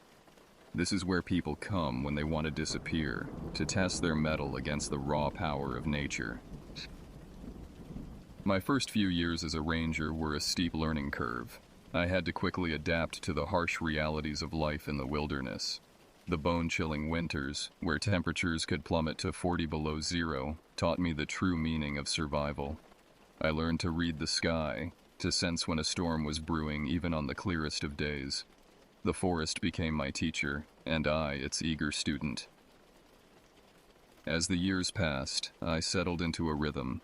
My days were filled with clearing trails, maintaining campsites, and ensuring that the delicate balance between wildlife and human visitors remained intact. I've guided lost hikers back to safety, rescued injured climbers from treacherous peaks, and even faced down a few angry bears. Each experience left its mark, etching the story of my life into the very landscape I swore to protect. But it wasn't just the physical challenges that shaped me. The solitude of the forest has a way of stripping you down to your core, forcing you to confront the person you truly are. In the quiet moments, watching the sun set behind snow-capped mountains or listening to the haunting call of a lone wolf, I found a peace I never knew existed in the bustling world I left behind. I've seen the forest change over the years. Climate shifts have altered the tree line, bringing new species while others struggle to adapt.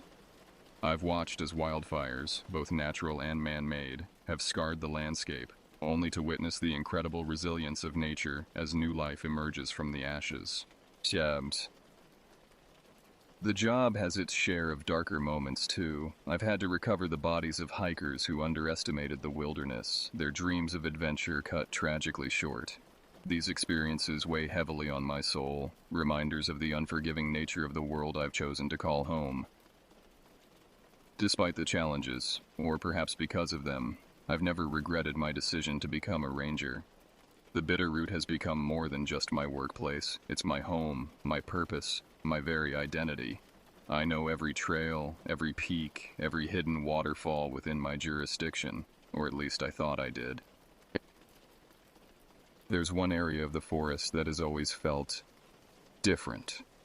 A place where the air seems heavier, where the shadows linger a little longer, and where even the hardiest of wildlife seems to tread lightly. The locals have a name for it: Devil's Ridge. I've always dismissed the stories about Devil's Ridge as nothing more than campfire tales, the kind of local legends that every small town seems to cultivate. Strange noises in the night, unexplained disappearances, eerie lights dancing through the trees. I'd heard it all before and chalked it up to overactive imaginations and too much moonshine. But now, as I sit here in the twilight of my career, my body aching from years of hard work and my mind haunted by recent events, I'm no longer so certain. The incident at Devil's Ridge has shaken me to my core, forcing me to question everything I thought I knew about the forest I've called home for so long. What I'm about to recount may seem impossible, the ramblings of an old man who spent too much time alone in the wilderness, but I swear on everything I hold dear that every word is true. It's a tale of terror, of nature twisted into something unnatural, of a creature that shouldn't exist in this world or any other. This is the story of my encounter on Devil's Ridge, and why I'll never set foot in that godforsaken place again. It was a crisp autumn morning when I received the call that would change everything. The leaves were just beginning to turn, painting the forest in a breathtaking array of reds, golds, and oranges. I was at my small cabin, sipping coffee on the porch and watching the mist rise from the valley below, when my radio crackled to life. "George, you there? We've got a situation." It was Linda, the dispatcher at park headquarters. Her voice carried a note of concern that immediately put me on edge. "Yeah, I'm here, Linda." "What's going on?" I replied, already reaching for my boots. "We've got a group of campers up on Devil's Ridge who haven't checked in. They were due back 3 days ago and we haven't heard a peep. Family's getting worried." I felt a knot form in my stomach. Devil's Ridge was notorious for its difficult terrain and unpredictable weather. Even experienced hikers could find themselves in trouble up there. How many in the group? I asked, mentally preparing a list of supplies I'd need. Check. 4, 2 couples, mid-30s. They signed in for a 5-day trip, supposed to be back last Friday. I nodded, even though Linda couldn't see me. All right, I'll head up there and check it out. Any other rangers available for backup? There was a pause before Linda responded. Afraid not, George. Everyone else is tied up with a wildfire containment on the western border. You're the closest, and, well, you know that area better than anyone. I sighed, running a hand through my thinning gray hair. She was right, of course. I'd been up to Devil's Ridge more times than I cared to count, though I'd never enjoyed it. There was something about that place that set my teeth on edge. Okay, I'm on it. I'll radio in when I reach the trailhead, and again when I find the campsite. If you don't hear from me by nightfall, send someone up after me. Will do, George. Be careful up there. I spent the next hour gathering supplies. Extra food, water purification tablets, first aid kit, emergency blankets, all the essentials for a potential rescue operation. I also packed my trusty rifle, a .30-06 that had seen me through more than a few tight spots with aggressive wildlife. As I loaded up my truck, I couldn't shake the feeling of unease that had settled over me. It wasn't just the potential danger the missing campers might be in. There was something else, a nagging sense of dread that I couldn't quite place. The drive to the Devil's Ridge trailhead took about an hour, the road becoming progressively rougher as I left the main highways behind. By the time I parked at the small, gravelly lot that marked the start of the trail, the sun was high in the sky, casting dappled shadows through the canopy of trees. I shouldered my heavy pack, checked my radio one last time, and set off into the forest. The trail started off easily enough, a well-worn path winding through stands of lodgepole pine and western larch, but I knew from experience that it wouldn't stay that way for long. As I hiked, my mind wandered to the stories I'd heard about Devil's Ridge over the years. Most were typical backwoods superstitions, tales of ghostly apparitions, mysterious lights, and campers waking to find their belongings rearranged.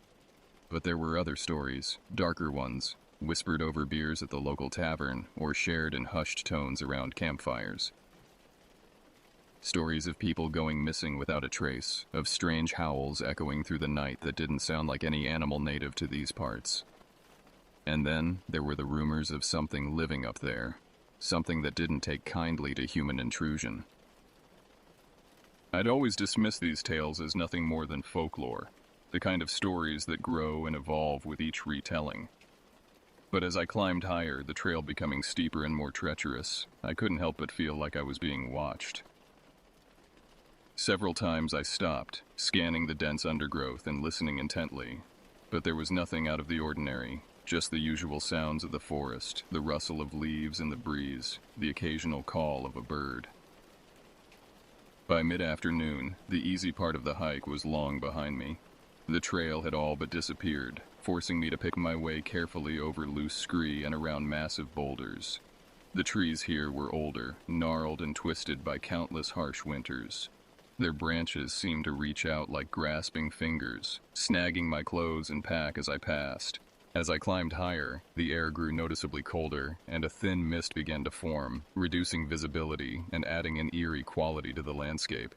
I checked my GPS, confirming that I was on the right track. The camper's registered site should be just over the next ridge. It was then that I noticed the silence. It fell suddenly, as if someone had flipped a switch. No bird calls, no rustling leaves, not even the sound of my own footsteps seemed to penetrate the oppressive quiet. I felt the hairs on the back of my neck stand up, a primal reaction to a threat I couldn't see or hear. I unslung my rifle, holding it at the ready as I continued forward. Every instinct I'd honed over decades in the wilderness was screaming at me to turn back, to get off this god-forsaken ridge as fast as I could. But I couldn't. There were people up here who might need my help, and I'd be damned if I'd abandon them because of some inexplicable case of the willies. As I crested the final rise, the campsite came into view. What I saw made my blood run cold. The site was in complete disarray. 2 tents lay in shreds, their contents strewn across the small clearing. A cooking pot lay on its side next to the remains of a long cold fire pit. But it was the lack of any sign of the campers themselves that truly unsettled me. I approached cautiously, my eyes darting from shadow to shadow, searching for any movement. "Hello?" I called out, my voice sounding unnaturally loud in the silence. "Park Ranger. Is anyone here?" There was no response, not even an echo. It was as if the very air was swallowing my words.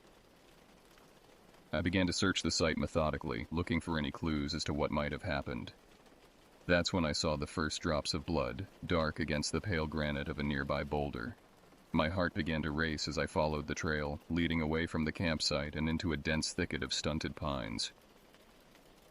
As I pushed through the branches, the blood trail became more pronounced. Smears on tree trunks, larger puddles on the forest floor. Whatever had happened, it was clear that someone, or something, had been badly injured. The trail led me to a small clearing, and that's where I found the first body, or what was left of it. The sight was so gruesome, so utterly inhuman, that for a moment my mind refused to process what I was seeing. Limbs twisted at impossible angles, flesh torn and shredded, the face. There was no face left to identify. I staggered back, bile rising in my throat.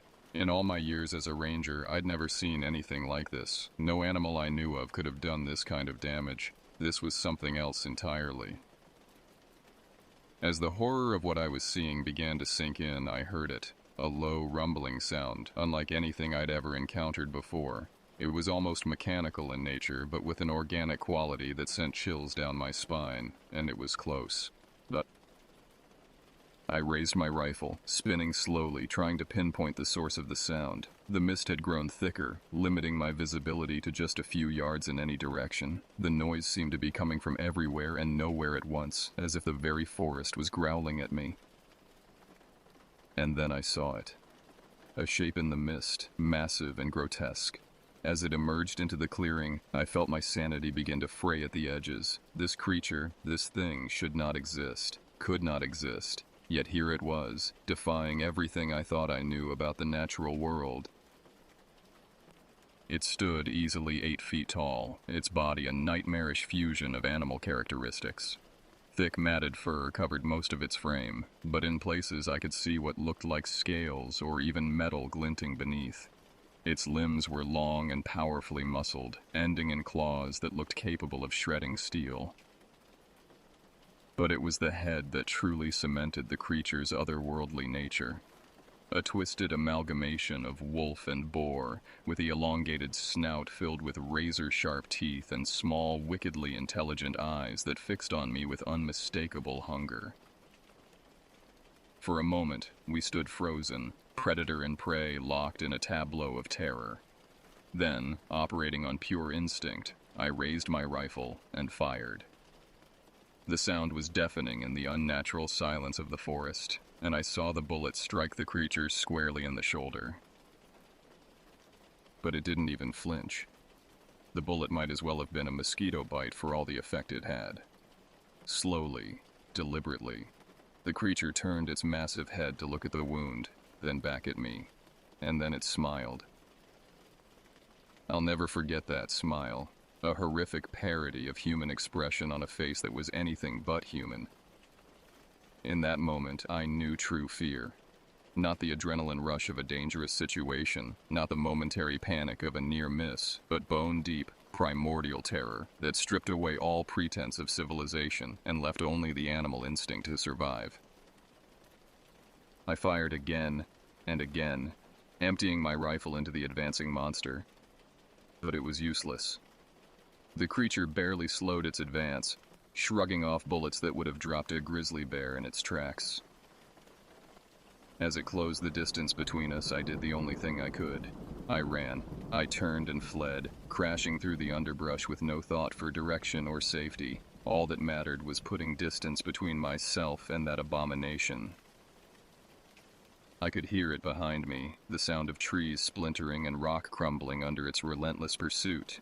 Its roar echoed through the forest, a sound of primal hunger that spurred me to even greater speed.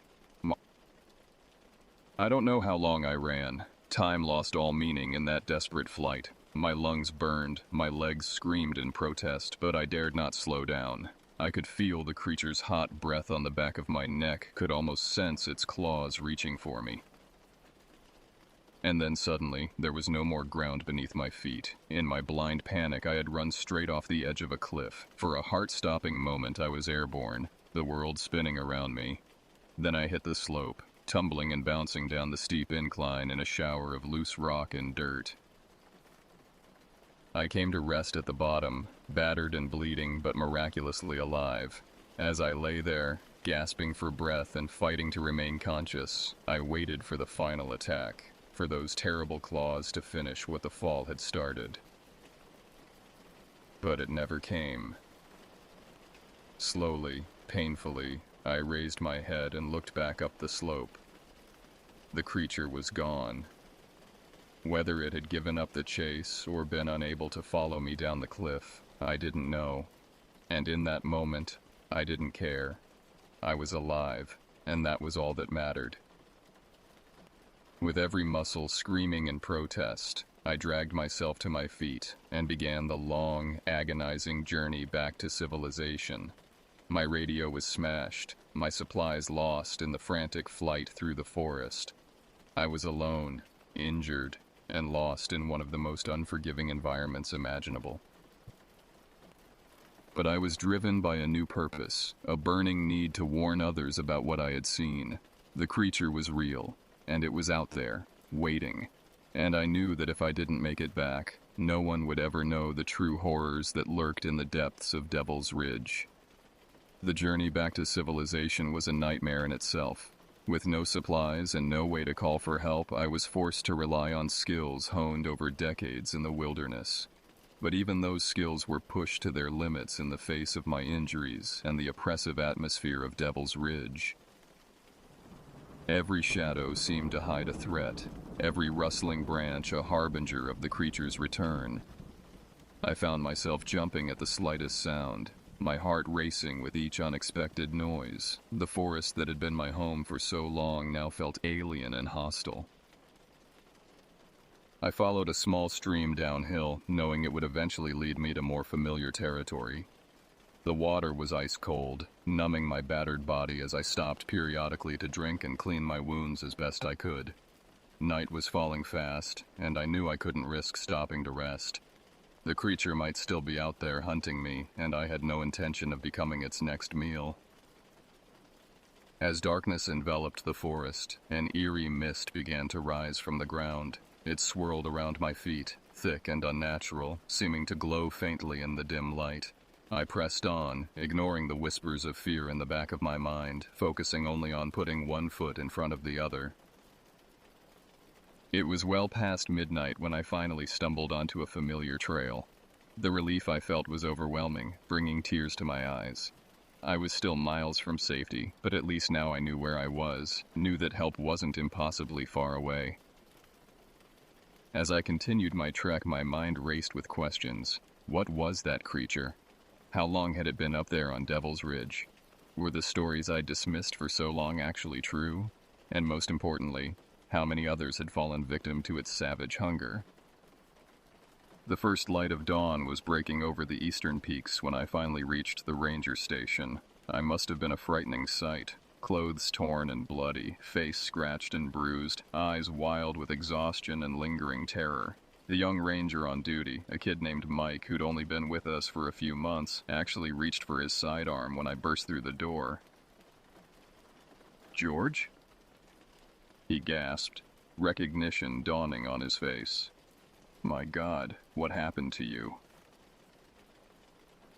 I collapsed into a chair, my body finally giving in to the exhaustion and pain I'd been fighting for hours. "Call it in," I managed to croak out. "Search and rescue. Devil's Ridge. They're all dead." The next few hours passed in a blur. I was taken to the hospital in the nearby town of Hamilton, where doctors treated my injuries and peppered me with questions I was too tired to answer. Search and rescue teams were dispatched to Devil's Ridge, while local law enforcement began an investigation into the missing campers. It was 3 days before I was coherent enough to give a full statement. By then, the search teams had returned, bringing with them grim news and even grimmer faces. They'd found the campsite, just as I'd described it. They'd found the body, too, or what was left of it. But of the other campers, or the creature I'd encountered, there was no sign.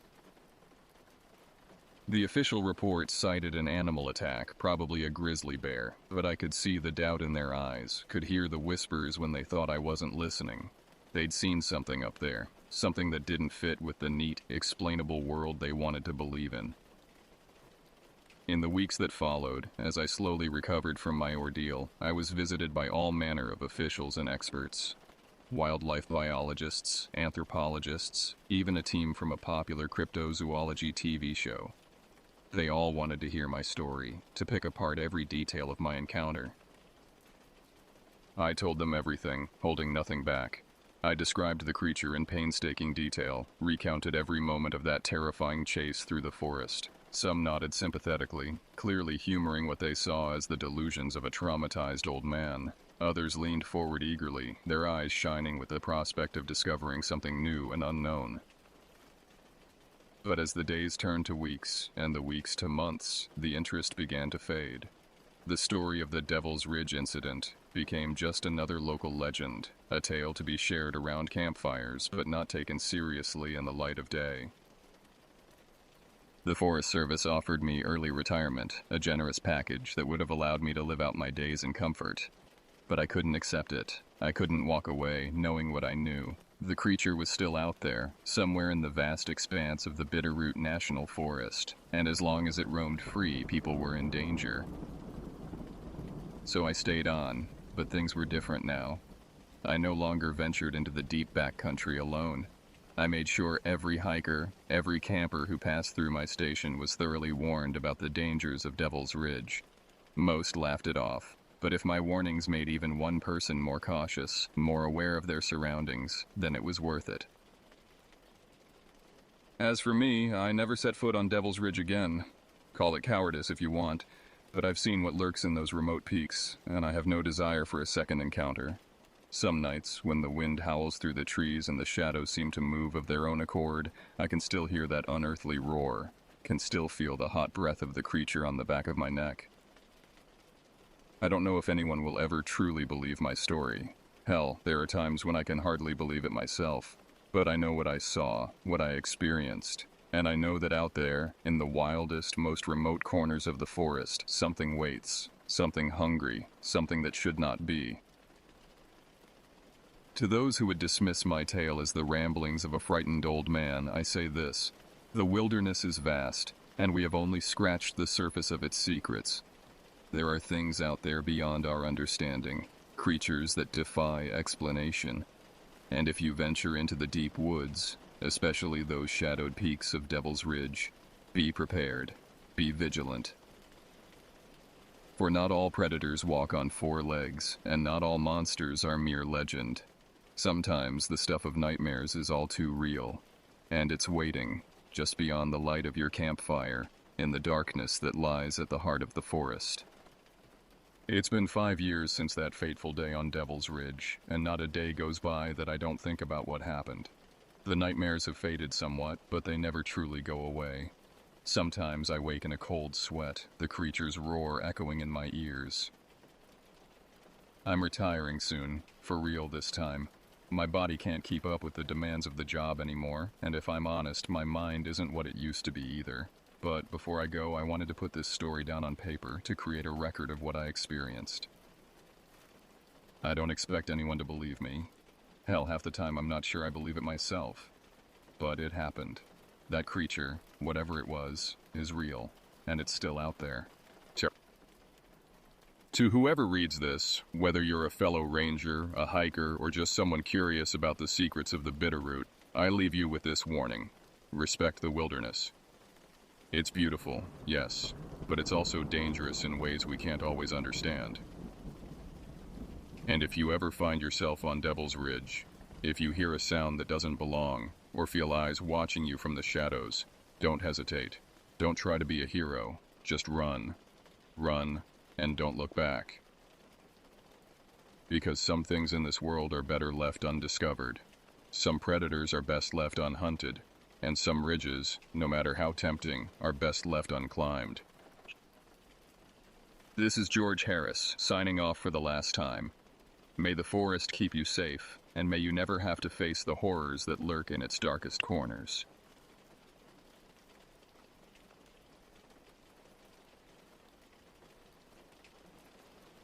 I didn't think anything of it when I saw the rusted old sign pointing to Milwood. It was just another detour off Highway 49, a shortcut I decided to take because I was sick of the interstate. My name's Elliot Branson. I'm a guy who likes to take the road less traveled, both literally and figuratively. Life's always been a bit of an uphill battle for me, but I've got a sense of humor and an iron will that's kept me going through some tough times.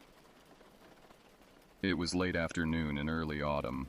The sky was a pale blue, streaked with wispy clouds that seemed to stretch endlessly across the horizon. I'd been driving for hours, my old Chevy pickup truck humming along steadily. The radio had long since faded to static, leaving me alone with my thoughts and the rhythmic sound of tires on asphalt. Chus. Milwood sounded quaint, like one of those sleepy towns where you could stop at a diner, have a decent meal, and maybe chat with a few locals. I imagined weathered farmers in overalls, gossiping over coffee, and kids riding bikes down Main Street. It was the kind of Norman Rockwell scene that existed more in imagination than reality these days, but I was in no hurry and figured it was worth a look. The turnoff came suddenly, a narrow road that veered sharply off the highway. I slowed down, checking my rearview mirror out of habit before making the turn. The pavement quickly gave way to gravel, and I felt the truck shudder as it adjusted to the rougher terrain. The road wound through dense forests, the trees closing in around me like a tunnel. Thick trunks of oak and pine lined the way, their branches forming a canopy overhead that filtered the sunlight into dappled patterns on the ground. The air was cool and damp, carrying the rich scent of earth and decaying leaves. About 10 miles in, I started to get the feeling that something was off. There were no houses, no signs of life at all, just trees and more trees. The gravel road had narrowed even further, barely wide enough for my truck. Branches scraped against the sides of the vehicle, leaving thin scratches in the paint. I tried to get a signal on my phone, but it was dead. No bars, no nothing. Great, I muttered, rolling my eyes. Just my luck. I tossed the useless device onto the passenger seat and focused on the road ahead. Another 5 miles and I came to a fork in the road. The left path looked more traveled, while the right was overgrown with weeds and branches. Naturally, I took the right. It was a decision that would haunt me for the rest of my life. The road got rougher, potholes and ruts making the ride uncomfortable. My truck bounced and jolted, the suspension creaking in protest. I gripped the steering wheel tighter, my knuckles turning white as I navigated the treacherous path. Just as I was about to turn around, convinced I'd made a mistake, I saw it. An old, decrepit house sitting back from the road, almost hidden by the forest. It was a massive Victorian structure, the kind you'd expect to see in a ghost story. 2 stories tall, with a steep roof and a turret on one side, it loomed against the darkening sky like a decaying giant. Curiosity got the better of me, and I pulled up into what used to be a driveway. Weeds had long since overtaken the gravel, and saplings were starting to sprout between the wheel ruts. I cut the engine and sat there for a moment, listening to the tick of the cooling metal and the whisper of wind through the trees. Yup. The house was falling apart, paint peeling off in chunks, windows broken or missing entirely. The porch sagged precariously, its railings long since rotted away.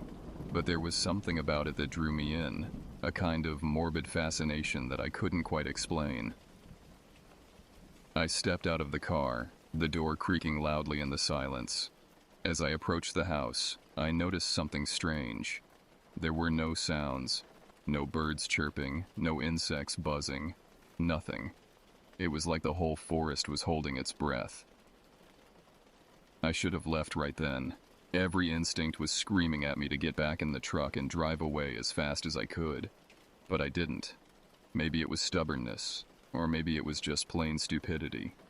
Whatever the reason, I kept walking towards that dilapidated old house, my feet crunching on the overgrown path. The front door hung crookedly on its hinges, swaying slightly in the breeze.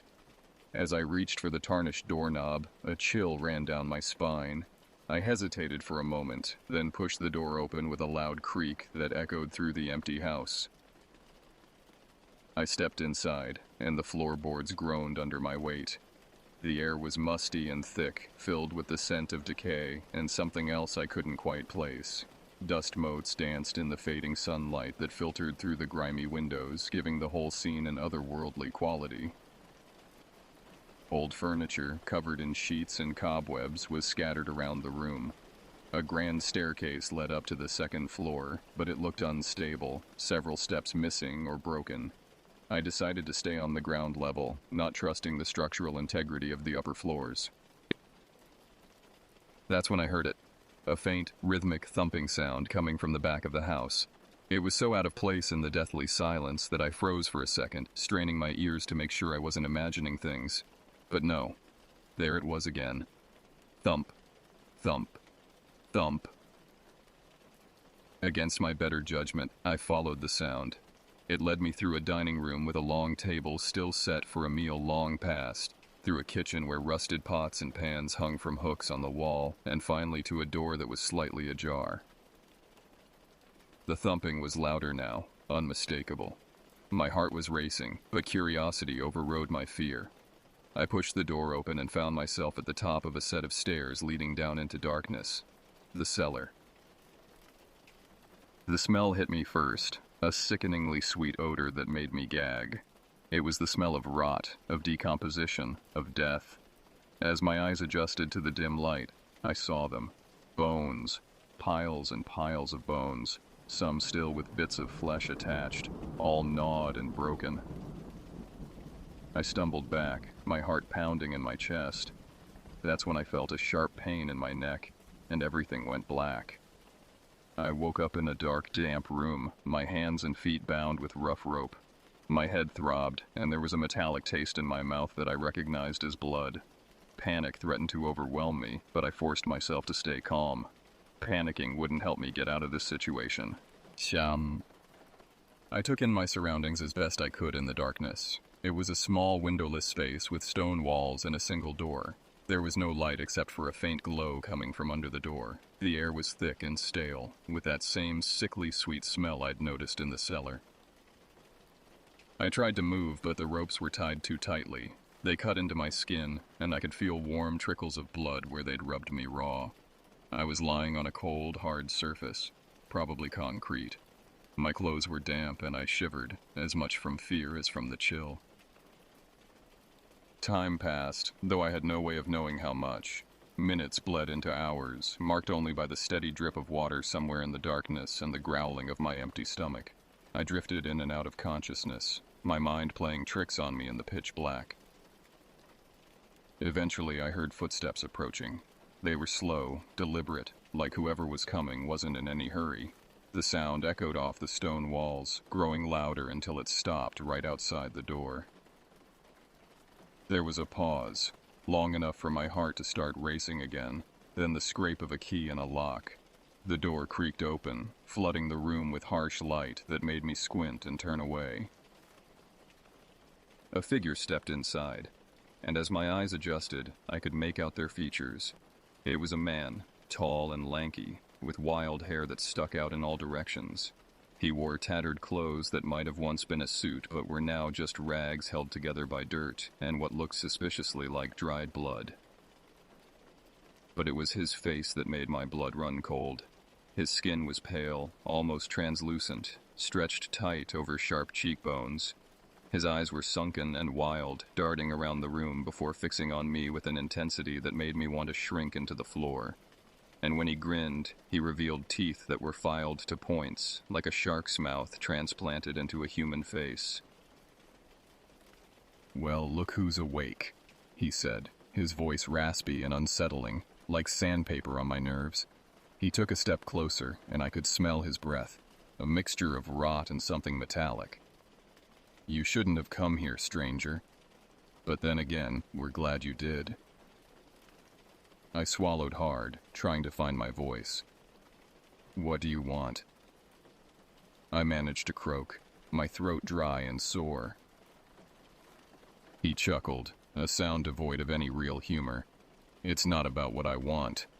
It's about what you're going to give us." He leaned in close, his foul breath washing over me. "Everything." With that cryptic statement, he turned and left, locking the door behind him. I was alone again in the darkness, but now the silence was filled with the echoes of his words and the implications of what he'd said.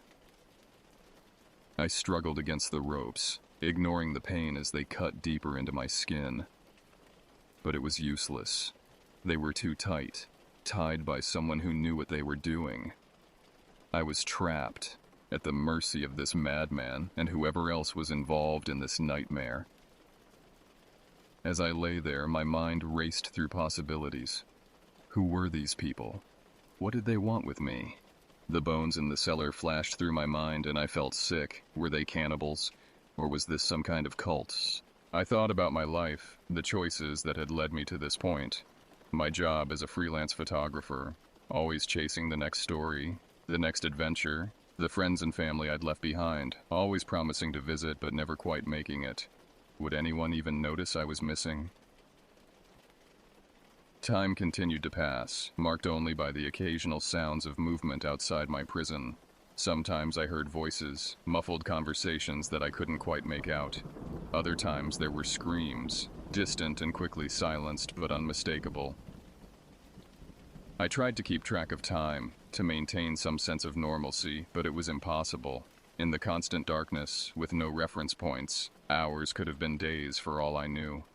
I drifted in and out of sleep, plagued by nightmares when I did manage to doze off. At some point, it could have been hours or days later, the door opened again. This time there were two of them, the tall man from before and a woman. She was shorter but just as wild-looking, with matted hair and the same filed teeth. They didn't speak as they untied my feet and dragged me out of the room. I was too weak to put up much of a fight, my limbs numb from being bound for so long. They half-carried, half-dragged me through a series of tunnels, the walls rough-hewn stone that looked like they'd been carved out of the bedrock. We emerged into a larger space, a cavern lit by flickering torches. The dancing shadows made everything seem surreal, like a nightmare come to life. The walls were lined with cages, each containing bones and what looked like the remains of other victims. The smell was overpowering, a mixture of decay and something else, something chemical and wrong. In the center of the cavern was a large stone slab, stained dark with what I knew instinctively was blood. They dragged me towards it, ignoring my renewed struggles and pleas. "Please," I gasped, my voice barely above a whisper. "You don't have to do this. Just let me go. I won't tell anyone, I swear." The woman laughed, a high-pitched giggle that sent shivers down my spine. "Oh, but we do have to do this," she said, her voice dripping with malice. "You're going to help us, whether you want to or not." They lifted me onto the slab, the cold stone a shock against my skin. As they strapped me down, I caught glimpses of strange symbols carved into the rock, lines and curves that hurt my eyes to look at directly. The next few hours were a blur of pain and horror.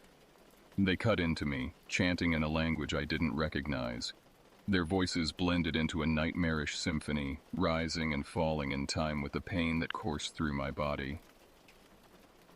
I passed out more than once, the pain too much to bear. Each time I came to, they were still there, still cutting, still chanting.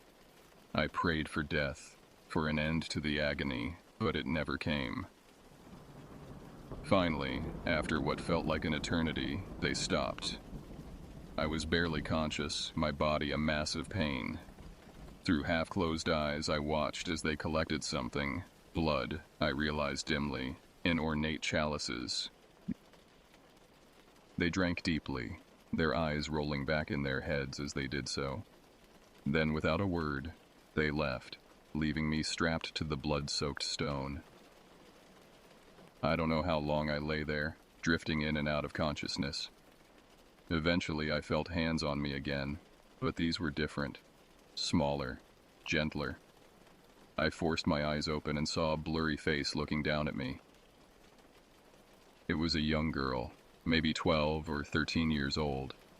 Her eyes were wide with fear, but there was determination there too. "Shh," she whispered. "I'm going to help you."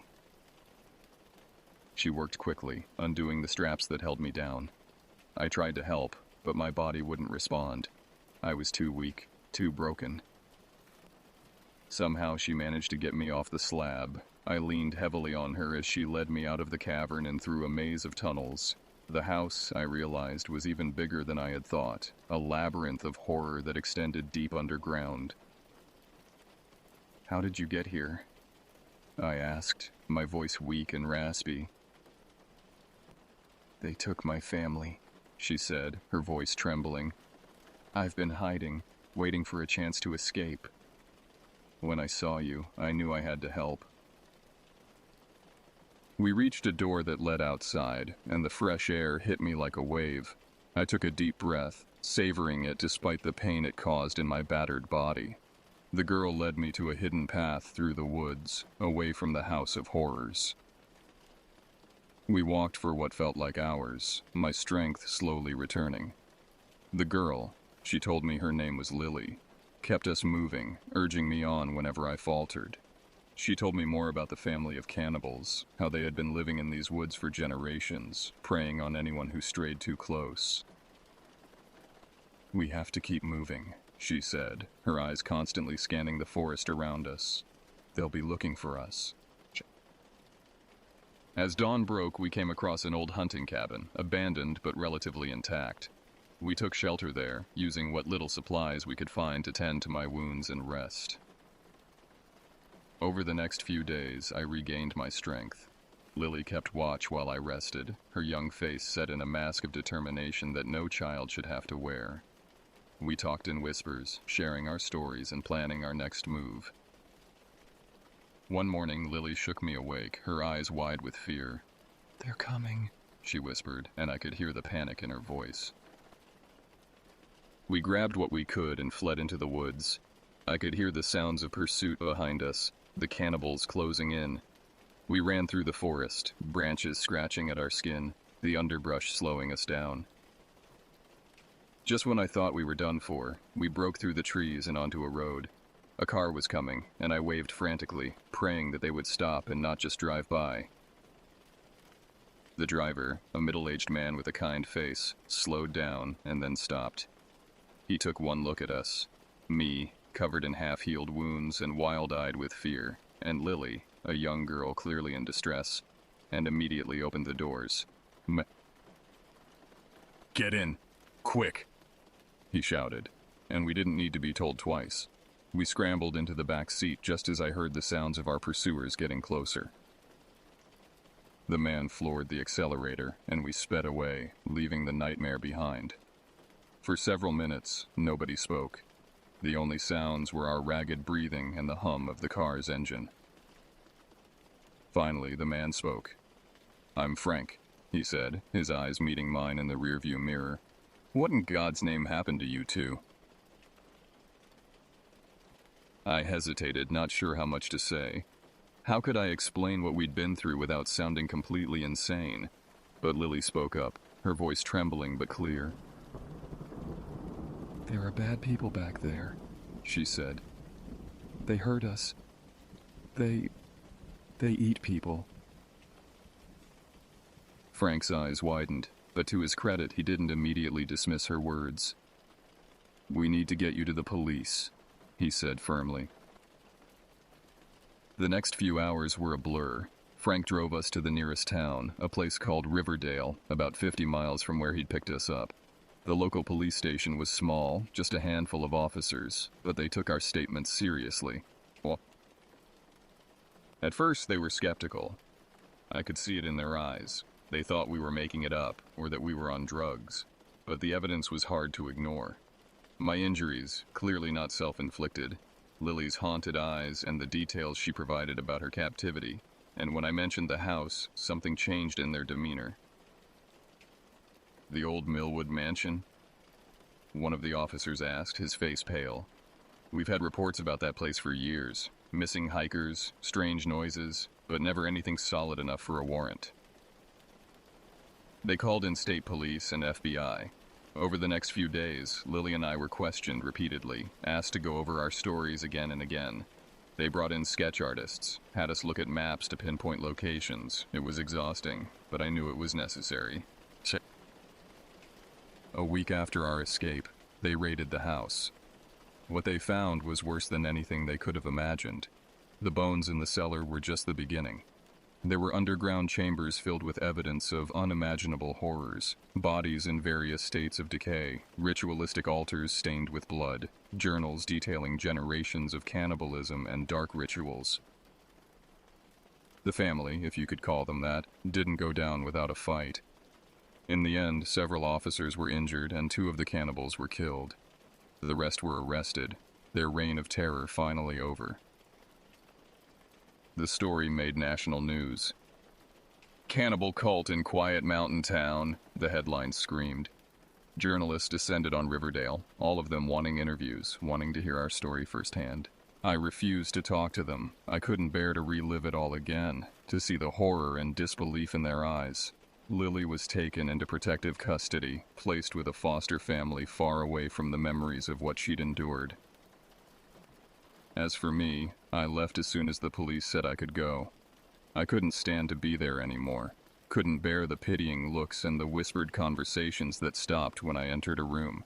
I got in my truck, miraculously recovered from the old mansion's driveway, and I drove. I drove for days, no real destination in mind. I just needed to put as much distance between myself and Milwood as possible. I ended up in a small coastal town in Oregon, the kind of place where nobody asks too many questions about your past. Schwaz. I found a job as a night watchman at the local marina.